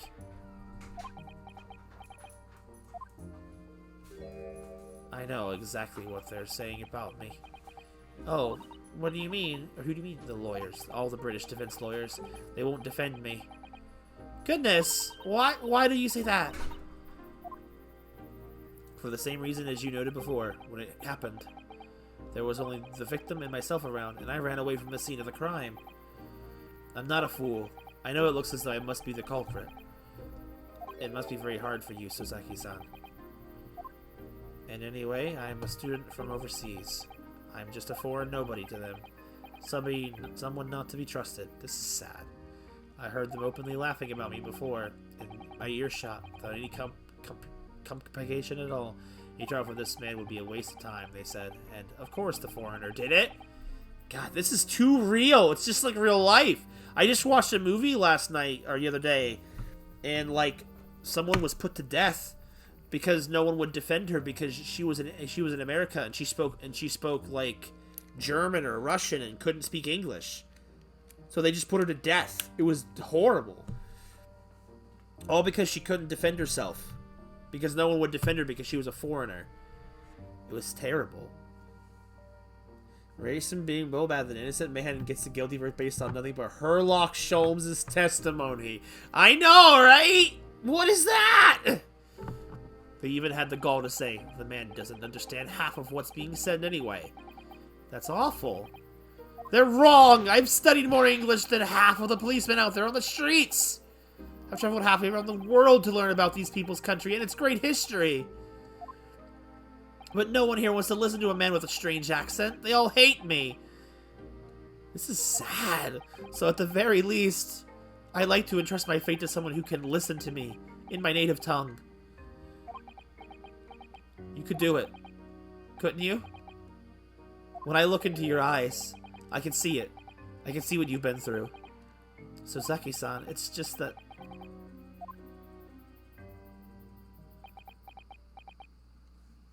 Yeah, in this time we're just us defending actual killers. The only innocent person was just us the whole time. Give me a little time, please. I'll do what I can for the time being. What do you mean? We shall investigate the case as thoroughly as possible. If we can find some clues, it will give us a much better chance, I'm sure. Oh, yes, thank you. I'll be here, all alone, waiting for you, locum student Mr. Naruhado Esquire. You should be going then, Mr. Naruhado-san. We have a case to prepare for. Alright, let's get out of here. And then its final chapter was that we weren't innocent either. I'll be right back. I'm going to grab something, so I'm going to do a be right back. And I will only be a minute. I'm not going to run an ad break or anything. That would be a sick twist. It wasn't actually the British woman that killed that guy. It was us the whole time. All right, I'll be right back. I'll mute the mic though. I'll be a minute.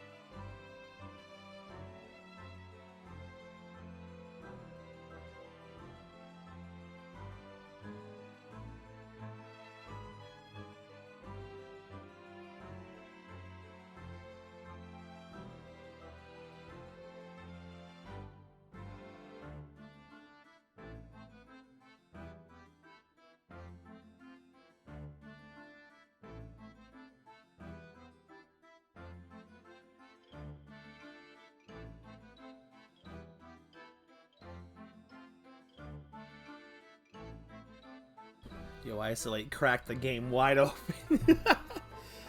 Sorry, my throat's hurting so much and I'm starving, so you're gonna have to put up with the horrendous act of me eating chicken noodle soup on screen. How's it going today, Melts?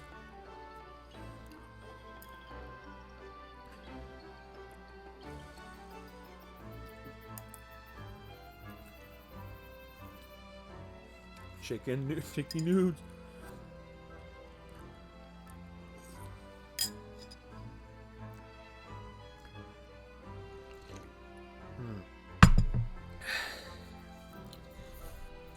Nothing. It's really good too. I think it's homemade.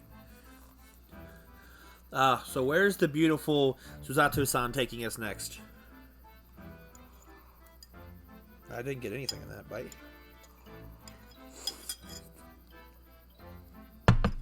Oh, I'd much rather have chicken noodle soup than cough drops. I'm here now because I was passed out for several hours. Oh, and then you missed the conclusion of the previous case, because we're on case 4 now. Case 3 concluded with it seemed like the guy we were defending was actually guilty all along, but because the way the trial ended, we technically got him off. But then he died in a fire right afterwards.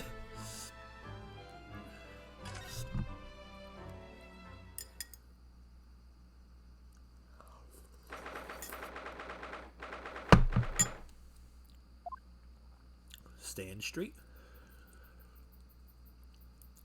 So this is where it happened. Briar Road. Ah, look, Mr. Naruhado. No, oh, wait, what?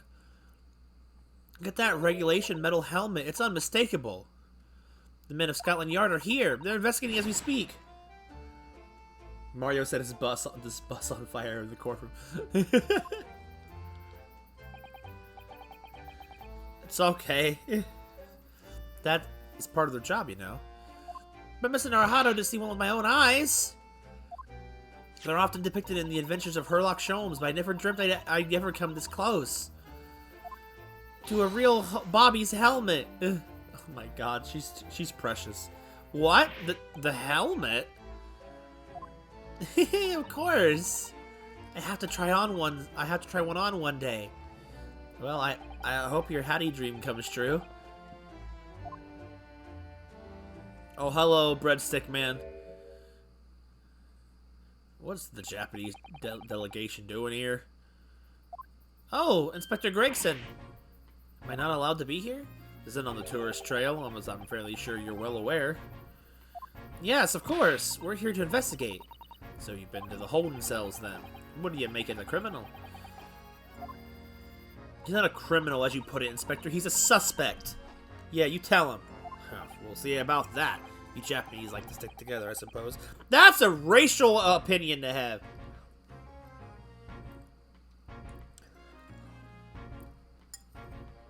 I like the cut of this guy's jib.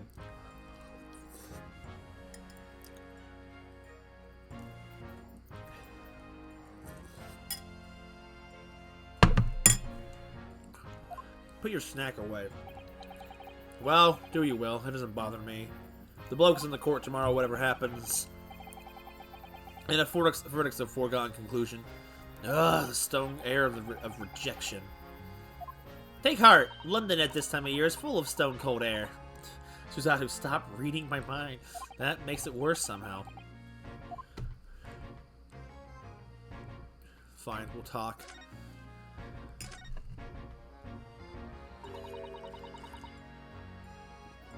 Tell me about Scotland Yard, Inspector. Ever since I read about it in the Adventures of Sherlock Holmes, I've been fascinated by the place. The Yard is the most sophisticated police and organization you'll find anywhere in the world, ma'am. Oh, and you know I've always dreamt of wearing a real Bobby's helmet. It does make them look the part, seeing that policeman there with his helmet on. You certainly get the sense that this is a man who will take no nonsense in his duty of protecting the city. Oh yes, doesn't he look wonderful? Being a London Bobby is hard going, I can tell you. Oh really? That expression. First thing in the morning, you know what he does? Goes round and roses on all the laborers on his beat so they can get off to work. What? He wakes people up? Yep. Raps on their windows with a long pole. Did it myself going back a bit. I had no idea. I didn't either. The Bobby works for the people of the town. It's just another one of his duties. Man, could you imagine having a personal wake-up call, dude, every morning? That sounds like great, but also annoying. I don't feel like it would work for me. They have to break the door down every morning.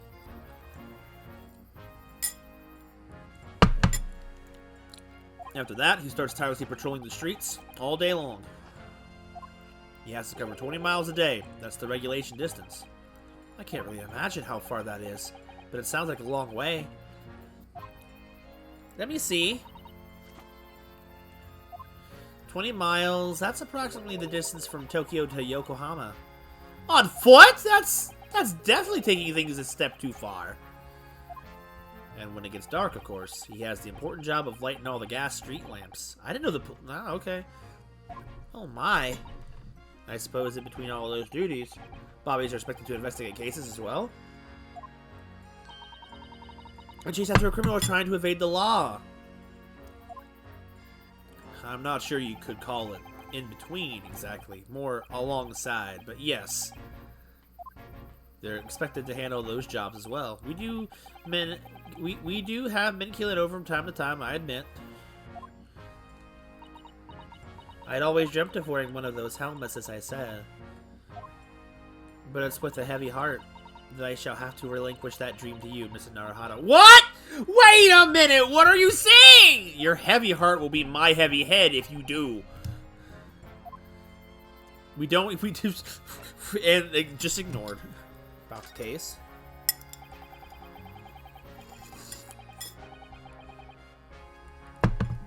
Happened around 5 in the evening. Why are you doing, light bulb? Happened around 5 in the evening 2 days ago, just here on that open bit of pavement. The victim, a young woman, was stabbed with a blade from behind. So, is it like the lady's still unconscious now? You mentioned that she's being treated in the hospital. You never said she was a lady. Wait, what? You said a young woman! Truth is, unless she comes around pretty smartish, we won't be able to find out much about her at all. I suppose that means they haven't been able to take a statement from her, of course. There's a map of the local area I happen to have on me. You can take it if you want. Really? Are you sure? It's yard policy to give lawyers defending suspects the odd bit of information to go on. Oh, wait, so it is policy. It's not just like Phoenix Wright just happening to get this information as he goes. He's supposed to have it. At least in London. I haven't actually accepted the job yet, but still. Thank you, Inspector. We gratefully accept. Susato has. Susato's on this. Susato should be the lawyer, and I should be the assistant, because she's actually capable. Anyway, as far as we know, there was no one else on the scene other than the victim and your fellow countrymen. So who did it, do you think? Not much of a head-scratcher, is it? Well, I know Mr. Natsumi is also claiming not to have seen anyone else around, but just because he didn't see anyone doesn't mean we can be sure that nobody else was present. I'm sorry to have to tell you, but we most certainly can be sure. How? Because, ma'am, the precise moment of the stabbing didn't go unnoticed. What? We have 2 very reliable witnesses, no less. Ah! It was a typical foggy London day, and your client obviously didn't see them. There were witnesses now.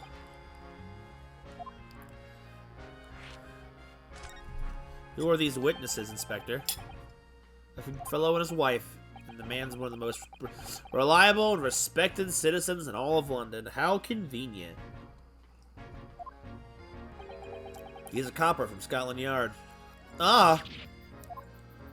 A policeman? That might change things. And the policeman just happened to be there at the exact moment the woman was attacked? Nothing particular about that, ma'am. Part and parcel of being a bobby. Catching them bang in the act and all that? What? Bro, you want to phrase that differently?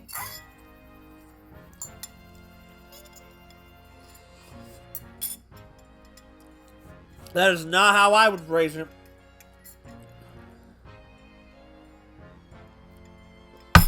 Oh, that was good. Sorry about that. We shall resume without any more eating. Do you think it might be possible for us to ask that policeman a few questions? Let me guess. No? Oh, be my guest. You can ask them what you like. In court tomorrow. Why are we never allowed to talk to them beforehand? I've no doubt he'll be summoned as a witness. That'll give you something to look forward to. That's that then. He's got no intention of letting us meet the man beforehand, it seems. The policeman witnessed the incident. As your judicial assistant, I must warn you that this could make our job very difficult indeed. Yeah. Yes, as a non-judicial assistant, I could have warned me of that too. I love these two. Oh yes, one more thing, Inspector. What? Person who led you to the suspect. I hear that was Mr. Herlock Sholmes. What are you bringing him up for? Was it something I said? The color is drained from his cheeks. I'll keep on that train of thought. Who did you hear that name from? Oh, well, it was Mr. Natsume who mentioned it. He said that Mr. Sholmes was with the police when they entered his lodgings. I'm sure it was a result of one of Mr. Sholmes' inspirational great deductions. Fiddle faddle! Huh? The man's an amateur, and I'm getting sick and tired of him showing his mug everywhere. I thought I heard someone speak to me. That was really weird. No. I don't know where he gets his information from, but he turns up at the scene of the crime and wanders around spouting incomprehensible rubbish, and before you know it, he claims to have solved the case. Yes, he's quite astounding, isn't he? He is a great help to Scotland Yard, though, isn't he? Gibble gabble! If this man keeps talking, we'll be defending Suzazo in the courtroom. Ah! Ever seen this before? Oh yes, that's Randus Magazine. A wonderful publication in which the adventures of Sherlock Holmes appears. Yes, well, that wonderful publication, as you put it, sees fit to include several of the Yard's detectives in its stories. And the so-called great detective makes a mockery of all of us. If you have anyone in the Yard, it's a misadventure to be included in any of Sherlock Holmes' tale at all. Well, I suppose there is an element of that. We work our socks off, every one of us, only to be thumped by the public thanks to that obnoxious detective. The man's as dangerous to us at Scotland Yard as he is to all our criminals. That can't really be true, can it, Inspector?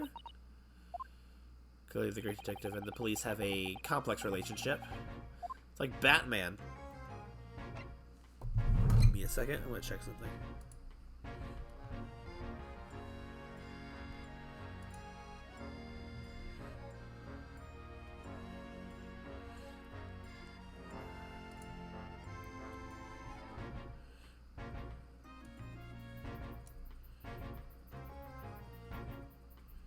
Okay, I was just checking something in the Discord real quick.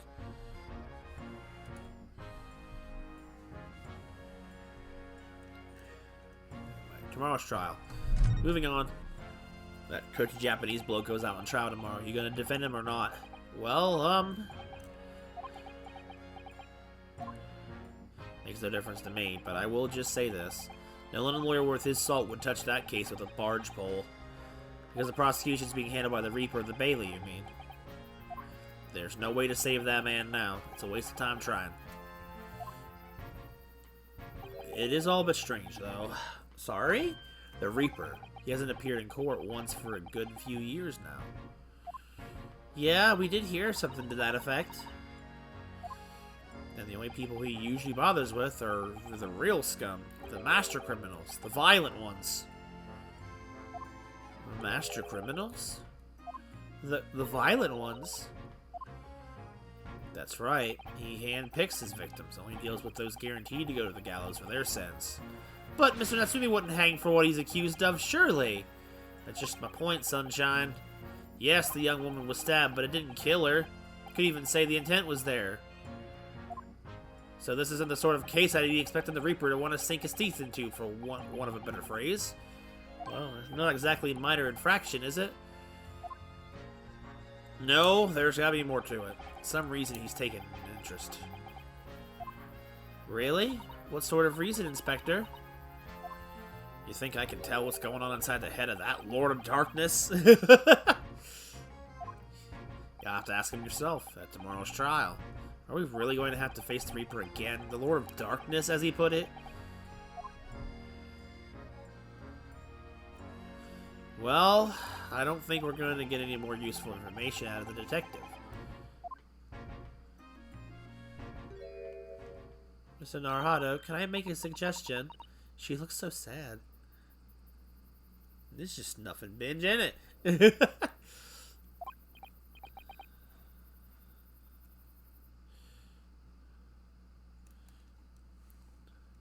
Well, it seems to me that we must speak with him about this. What? By him, do you mean Mr. Sholmes? Yes, Mr. Sherlock Holmes, exactly. Look at those shining eyes. You can't wait, can you? She's the girl with the gall, that's for sure. Well, Mr. Natsumi did blame Mr. Sholmes for all this, didn't he? Yes, he did. He really did. Which makes him an involved party in the case. Are you going to just ignore that? I hope not. Man, when she puts her hands on her hips, that is a powerful image. I assure you, it's not simply my selfish desire to meet with Mr. Sholmes again. She admits that at least, though. I mean, if she can come straight out and admit it, I think you're fine. The trouble is, we have no idea of the man's address even. So how? It's Baker Street! Oh God! Don't throw me! She's gonna. How do you know that? She's in a throwing stance. Look out! It's in the stories, of course. 221B Baker Street. It's the most famous address in the world. Oh, I see. Well, there's nothing to stop us from going, I suppose. You get distracted forgetting watching stream. We better try to find our way out there before Suzuto-san gets more excited and unpredictable. No. I like more of this. Give me more of that. Hurrah! I'll summon a carriage. So we have a reunion already. With the great detective, Mr. Herlock Sholmes. I still can't get him. I know! Alright, well, I guess we're moving. She summoned the carriage. A new location has been added. Sholmes Suite. Can we Elizabeth, do you think? Oh, pinch me. I'm sure I must be dreaming. Let's go. We didn't even investigate. We just walked around. Oh, they're so cute.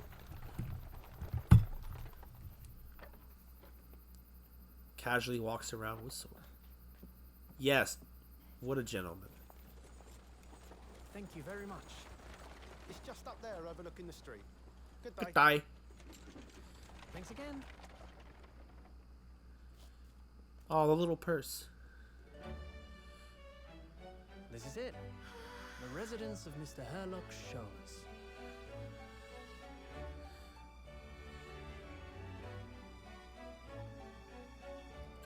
What a fancy little house. It's not big enough to be a mansion, but it's a nice little place. Oh, we're inside! Sholmes' suite. So this is where the great detective makes his living. Feels surreal to be here somehow.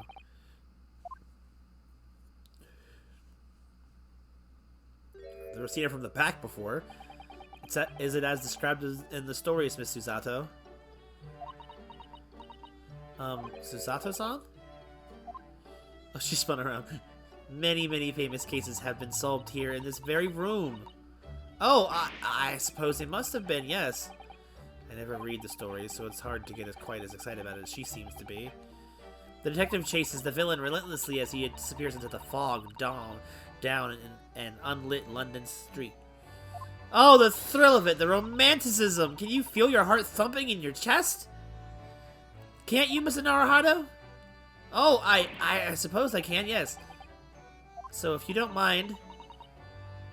I'll just stand here and soak up the atmosphere for a while longer. Please, don't mind me. She's obsessed. It's adorable. I'll just look around. Well, it looks like our detective friend isn't home at present. Excuse me, is anyone home? Oh, do we have a visitor? Oh, it's not. I was expecting. Was his name Wilson? Or was it Wilson or Watson? I was expecting that. And then here we go, tiny little girl. Hello, is it a big new case for Mr. Sholmes? Hello. I remember you. Wait. Aren't you... Oh, how rude of me. I'll go make some tea at once. If this is Watson, I swear to God. I'm sure it's the same girl from yesterday. Mr. Sato, did you see the girl who was just here? Oh, yes. Isn't it truly extraordinary? She's not paying attention. To think that the King of Bohemia came to this very room to ask Mr. Sholmes to take on his case. The King of Bohemia? King William Grotius Sigmund von Ostrium, of course! Sorry, I'm drawing a blank. Forget the adventures of Herlock Sholmes for a moment and look over there. The tea's brewed. I have a freshly baked cake as well. Ah, it's you! I knew it. Suzuto-san recognizes her too. Bold of you to assume that this isn't Watson. Ah, there you are. Captured the vagabond. And taking that with you as well. was looking forward to the trial run of my experimental smoke grenade launcher. Oh, good day to you. I'm, well, the inventor, I suppose, of that machine. It's the girl who turned up at the end of Mr. McGillahead's trial in the defendant's antechamber. I've never been a lawyer from the Far East before. Poor you, having to get straight to work when you've only just arrived in London. Oh, yes, it was challenging. Well, try this tea. It's my special blend, you know. Oh, thank you. Is tea supposed to look that color? What color is that color? Oh my, what a fragrant yet mellow flavor. Hooray! It's a winner! I tried different leaves designed to have a affiliate fatigue, you see. You must be exhausted after your long voyage here. You have another ticklish trial tomorrow. Oh, and you're defending Japanese man. I do wish you lots and lots of luck. Did Mr. Sholmes tell you about us by any chance? Huh? Oh, you know Hurley, do you? Hurley? Mr. Sholmes to you? Surely. Mr. Sholmes was a fellow passenger on the boat that brought us to Great Britain, you see. Was he really? Well, I had no idea. I'm afraid Hurley's out on an errand again today, even though he's just returned from overseas. Wait a minute. He met this girl for the first time ever yesterday after the trial, and only briefly after that. How on earth did she know so much about us? Did she deduce all those things, do you think? And perhaps more to the point, why is she here in Mr. Sholmes' suite? Oh, silly me, I haven't introduced myself, have I? No!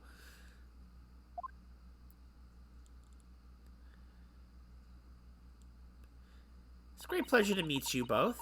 My name is Iris Wilson.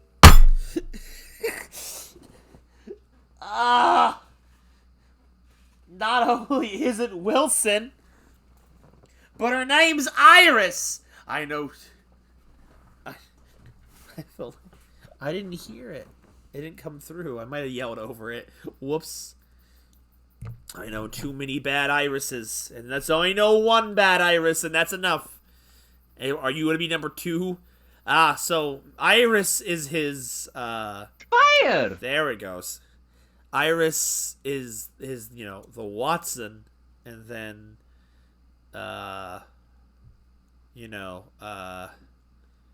she's the brains of the bunch.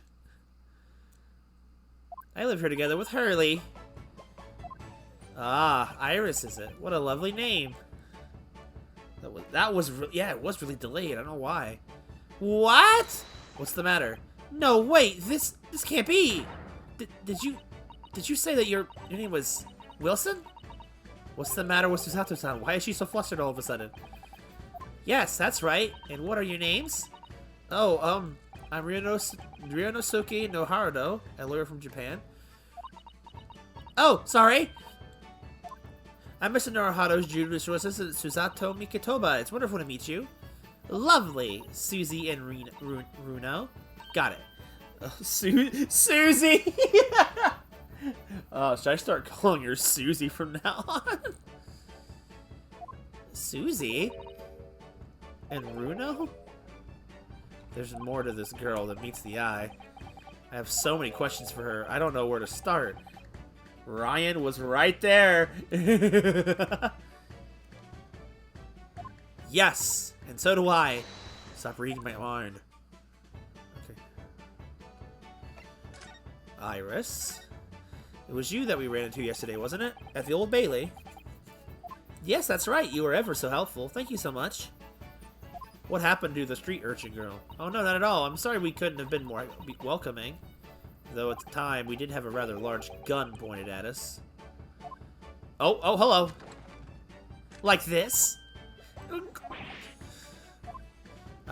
Thinking back now, you left with Miss Lestrade in tow, didn't you? Her portrait's cute. Oh, yes, that awkward witness, Jenna Lestrade. Well, however you say it. Oh, Jenny? Yeah, she's a professional pickpocket. Pickpocket. Oh, so we found out. It was very naughty of her to pinch my invention like that. Are you referring to that trial disrupting gun-like contraption? Exactly, so I followed her, you see, to get it back. Perhaps I should think about fitting a self-destruct mechanism in my inventions. This girl is dangerous. Anyway, I brought Jenny back here after that. so she could apologize to my trusty technician. Sorry, your technician. Hurley, of course, silly. Hurley? Yes, Herlock. Herlock Sholmes. We live here together. I had no idea. The great detective had such an interesting young daughter. Daughter? Not likely. What? I wouldn't call him Hurley if he was my father, would I? Okay. Well then, what is your relationship with Mr. Sholmes? Well, I expect you found out that lodgings of any kind in London are very expensive. So the solution is to share the cost with a partner. A roommate. Your roommates? I hope you don't mind me asking, Iris, but how old are you? 10 at last this year. Well, what of your mother and father? Oh no, they're not around. Oh, I see. I wonder if the story is there. This music is weird. Oh yes, there's something I must ask you. Of course, go ahead, Susie. I'm a very great fan of the adventures of Herlock Sholmes, and oh, you have a copy of Randest magazine. Yes, I read every issue. It's delivered all the way to Japan on a ship. I think the way to make her 18, I would come down a monitor. I would be down a monitor. Oh, this is so exciting! My stories are being read on the other side of the world. My stories? Well, yeah, she's the Watson who writes the stories. That's right, Hurley is always solving such amazing cases, you see, and he tells me all about them. They really are quite fascinating. It would be such a shame if I was the only one who ever heard them, don't you think? Goodness! Last night, he was telling me all about a new case he just solved on a steamship traveling from faraway land. So I was just in the middle of typing it up the manuscript for the next issue before you came. So you are the author? Yes, I'll let you know a secret if you like. I'm going to call this latest adventure The Speckled Band. The Speckled Band? That's certainly very familiar. Of course, I always change one or two details in the stories, here and there. This time, I had the idea of making a venomous snake be the cause of all the trouble. Oh, that was Mr. Sholmes' first thought as well, actually. Yes, and of course I know that Snake might not be a credible fit for the facts of the case exactly, but it's a story. Some poetic license is justified to make it more thrilling, I think, don't you? So, do you mean to say the stories about Mr. Sholmes that are published in Randest magazine?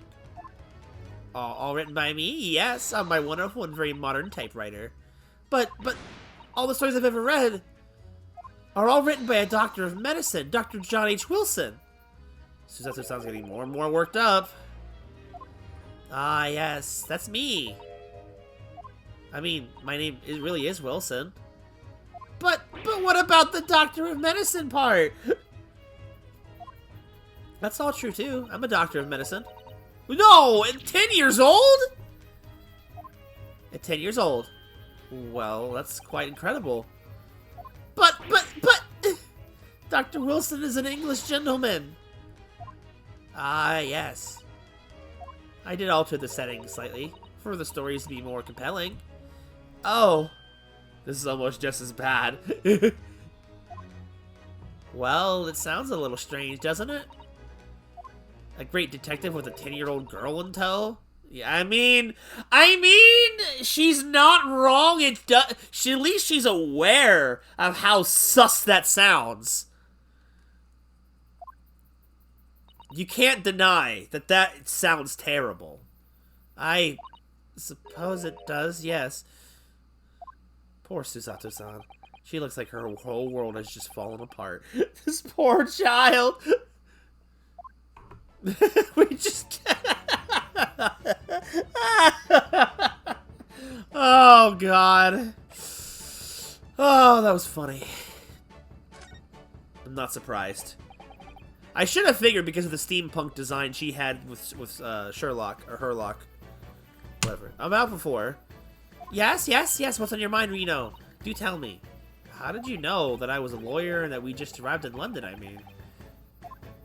Yes. Oh, and that we have difficult trial tomorrow. How did you know all that? Oh, well, that's what you mean. Please, tell us how you did it. Please explain every detail. Oh, of course. I'd be delighted. Although, there's really no mystery. Now, let's begin. Oh, God, she's got goggles. Iris Wilson is proud to present her Logic and Reasoning Spectacular. Oh, God, she's got the gun! Whoa, what's happening? First of all, I knew already that you were a lawyer, Runo. I love this. This is so good looking. After all, I met you yesterday at the Old Bailey in the defendant's antechamber. But you also said that we only just arrived in London. How did you know that? I observed a passport and travel ticket protruding from your breast pocket. Oh! So I was reasonably confident that you must have only just arrived in the country. And on top of that, you accepted a case against that particular prosecutor, telling me you were unaware of London's court affairs. The Reaper of the Bailey? I walked right into that one, didn't I? Wait, what's that on Susatu's hand? What is that on her hand? Then I noticed a red ink stamp on the back of Susie's hand. You were given that when you visited the local prison to meet with a suspect, weren't you? Earlier today. Ah! They use those stamps to keep a close eye on comings and goings, you see. I didn't realize. And a red stamp is only used for people visiting foreign inmates.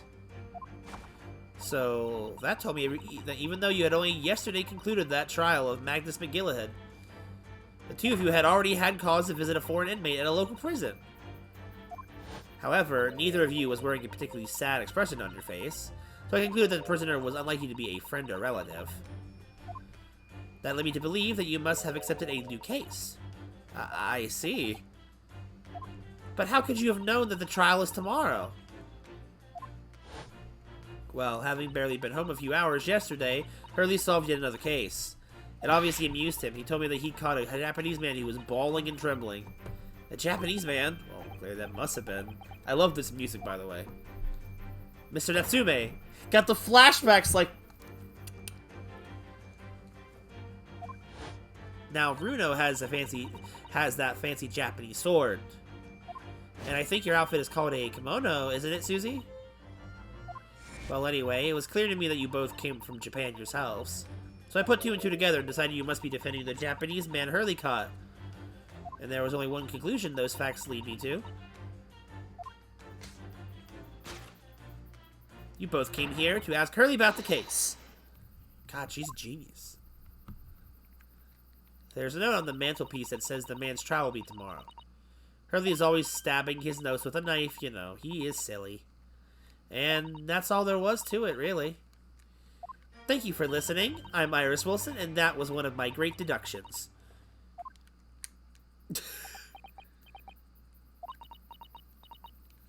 Well, was it a winner? Were my deductions correct? They were spot on. That was amazing, Iris. Truly a great deduction. You even managed the certain something of Mr. Sholmes' delivery. Oh, well, I was just copying Hurley's style for that. This is really very good news. You could tell us all about the case involving the Japanese man. You will, won't you, Iris? Please? This is weird. So yesterday, Mr. Sholmes apprehended a Japanese man, you were saying? Yes. Hurley had just arrived back in London after his sea voyage, but the police were waiting for him at the railway station to take him directly to the crime scene. Ah, the great detective is a popular man, it seems. Apparently a woman was stabbed on a quiet street somewhere in town. There were witnesses who had seen a short, shifty-looking, stooped man running away from the scene. A short, shifty-looking, stooped man. Or Natsume beyond any doubt. Soseki-san said he didn't see anybody else on the street at all, but it seems there were witnesses after all. Hurley used his great deductive power to determine the man's address. It was a lodging room, very nearby. He went directly there with the police, and what did they find? A short, shifty-looking, stooped man shivering in fear. Ugh, Mr. Sholmes' great deduction certainly hit the mark that time. Of course it did, he's a great detective. Still, that means the incident occurred only 2 days ago. Surely tomorrow is too soon for the trial, isn't it? Definitely. We have no time to investigate properly. Hurley says that London is rife with crime. Oh. Scotland Yard is doing its best, but they can't stay on top of it, apparently. Oh dear, I hadn't realized the situation was so dire. That's why they can't afford to spend too much time investigating cases and trying the criminals in court. Staff and money are both short. Crimes are usually pinned on the first suspicious person. Dang. That's terrible. I suppose it's the harsh reality of the workings of the world's greatest justice system. I suppose it is, but in that case, I don't hold out much hope for Suzaki-san. Okay, so, thank you for answering so many of our questions, Iris. This has been very informative. Oh, you're most welcome. I've had so much fun. Do you happen to know where Mr. Sholmes is at the moment? As you guessed, we'd like to ask him some questions about this case as well. Well, I suspect Hurley is still investigating the scene. Of the case involving Mr. Masume, you mean? Yes, Mr. Nuts. Oh, Nutsome? Hurley... Nutsome! Hurley said he was going to the man's lodgings. If you leave now, you could probably catch him there. Iris, do you know where those lodgings are? Well, I imagine the police are still investigating the scene of the crime themselves, aren't they? Do you happen to come across a detective by the name of Gregson when you were there? Yes, we know Inspector Gregson. Ah, goody! In that case, give Gregsy this from me, would you? If you do that, I'm sure he'll tell you what you want to know. What is this? A 5-shilling piece and a postcard, it seems.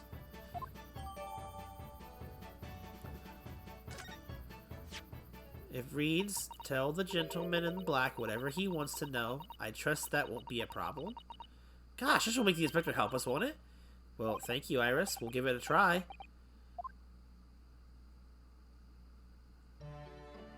Good luck, then. I'm going to return to writing my manuscript, The Speckled Band. And I'll be making more special blends of tea, so come back again soon. We'd be delighted. Thank you so much, Iris. Well, Mr. Naruhito is back to the scene of the crime. She's too happy. So, somewhat dubious that they would exert any influence over the men of Scotland Yard at all, we headed back to the scene with Iris's curious note and one of the world's heaviest silver coins in hand. Woohoo! Crime! To be continued! This sounds like a perfect place to stop for tonight, I think. Because it's literally a cutoff point. And we're about to hit 4 hours, so that's the natural time frame I want to go to. This was the danger of me playing some more, but the court trial segment tonight was too short. Too short. I thought we'd have a little bit further to go, but I guess not. Stop before this stream and it comes to like 6 hours too. Exactly. Like, it'd probably go to the point where I'd have to hit the trial. I thought that the thing is, I'm gonna take these headphones off so I can hear myself talk. I'm talking loud, so I apologize. Like, normally I'd probably think, we'd want to go up to the point of where the trial begins in a normal Ace Attorney game. But this game has already proven for the first 2 cases that this is not a normal Ace Attorney game. So I cannot trust the normal situation. So it's probably smarter to stop now. And just, keep going next time. Like, I don't want to, because I'm engaged, but this is the rum, I guess you could say. I want to play this game more often than just once a week because I'm having too much fun with it.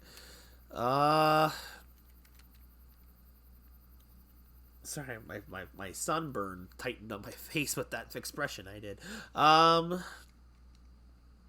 What am I might be doing Bug Fables tomorrow night, I think. Maybe tomorrow night. I don't think I have any other games currently in rotation, because we finished We finished Mystery Dungeon, so that's already done. I don't think anything else is currently going except this and Bug Fables. So we'll probably definitely be doing Bug Fables tomorrow. And then who knows? Maybe I'll if I can find it, maybe I'll do Sonic Adventure 2 like I was talking about or something like that. I miss Mystery Dungeon already. I don't want to try not to pass out tomorrow then. Right, exactly. Oh, community game night. That's a good point. I completely forgot. It actually just popped in my head because I looked over and saw Smash Brothers. I do want to play stuff like Smash Brothers and Mario Kart, but I don't know how many people can play those. Maybe I should do a straw poll and get an idea of how many people can play. Oop! Wait. I don't want to do this right now. We'll come back later. We'll continue next time. That's what I mean. It's like it's so finicky. Ugh. Like I'd like to do like Smash and Mario Kart on stream. I always want to do that. I've always tried to do those game nights, but whenever I try to do them, nobody shows up. And this is what happens. Whenever I try to do plans for things and everyone's like, "Oh, I'll be there," doesn't show up. My audience is too small for just people to not show up. Or nothing happens. Announcing it a few nights in advance. Exactly. If I'm gonna do it, it probably would be for Sunday, or maybe depending on it'd be Saturday night after I got out of work.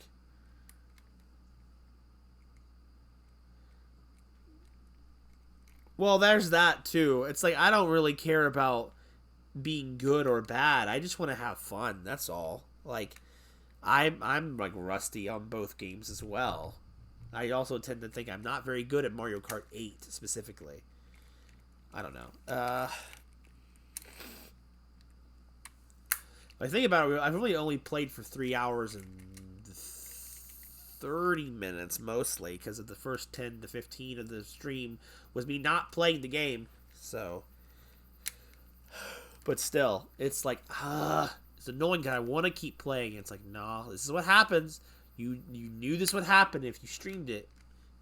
And I was hoping that people would enjoy it. And I think people that are watching are enjoying it, so. I always prefer games that encourage being bad. Hopefully by next weekend I'm feeling a little bit better. I got sick. One of the biggest pulses of Gartic phone. I'm technically sick, as you probably could hear from my congestion. My friends think I have a super mild strand of COVID because one of my friends said she tested positive for it after the vacation ended, and she has the same symptoms as me. But it's like I don't know how I would be in worse shape if it was COVID. I don't know. All I know is that I'm just congested and full of phlegm. I don't feel like it's anything serious. It just feels like a cold or a sinus infection. You know, those happen sometimes. That's really all it's been. It's been a cough and a sinus infection. A little bit of sweating. It's really all it's been. So, like it's been uncomfortable, but I haven't been like ill. Like you would think. So there's that. But you know, honestly, especially after the person Bell who came in stream earlier, I look at my setup. I'm thinking, man, is my setup really that bad? And then I think, you know what? Aqua's in one corner, Potatoes in another. Maybe it's just too much. I don't really know. It's hard to get people to go on board with a competitive game, which you understand. That's fair. I don't really think I'm good at Smash. I just think I'm a little bit above casual level, I guess. But, you know. Oh, my arms. Oh, the sunburn on my shoulders. We're going to continue with... maybe I should just try and play Smash and Discord sometime. I mean, there's always that. It doesn't have to be a stream, but I would think it would be fun. But if no one, but that just depends on if people want to actually watch it. If they're not playing it, and if they're playing it, they don't need to watch it. So it's a valid point to make. My brain stopped. Yeah. Bug Fables tomorrow. That's all I've got fully planned right now. Ouch.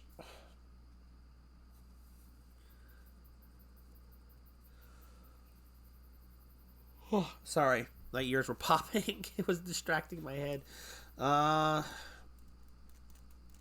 Yeah, there's I don't got much else to say, really, I suppose. Thanks for stopping in, guys. I sorry some of you guys missed some of it. I'd recommend, giving the stream a brief rewatch than if you missed anything too big. But if you're not really concerned with how the last case ended, I guess you're kind of up to speed for the most part.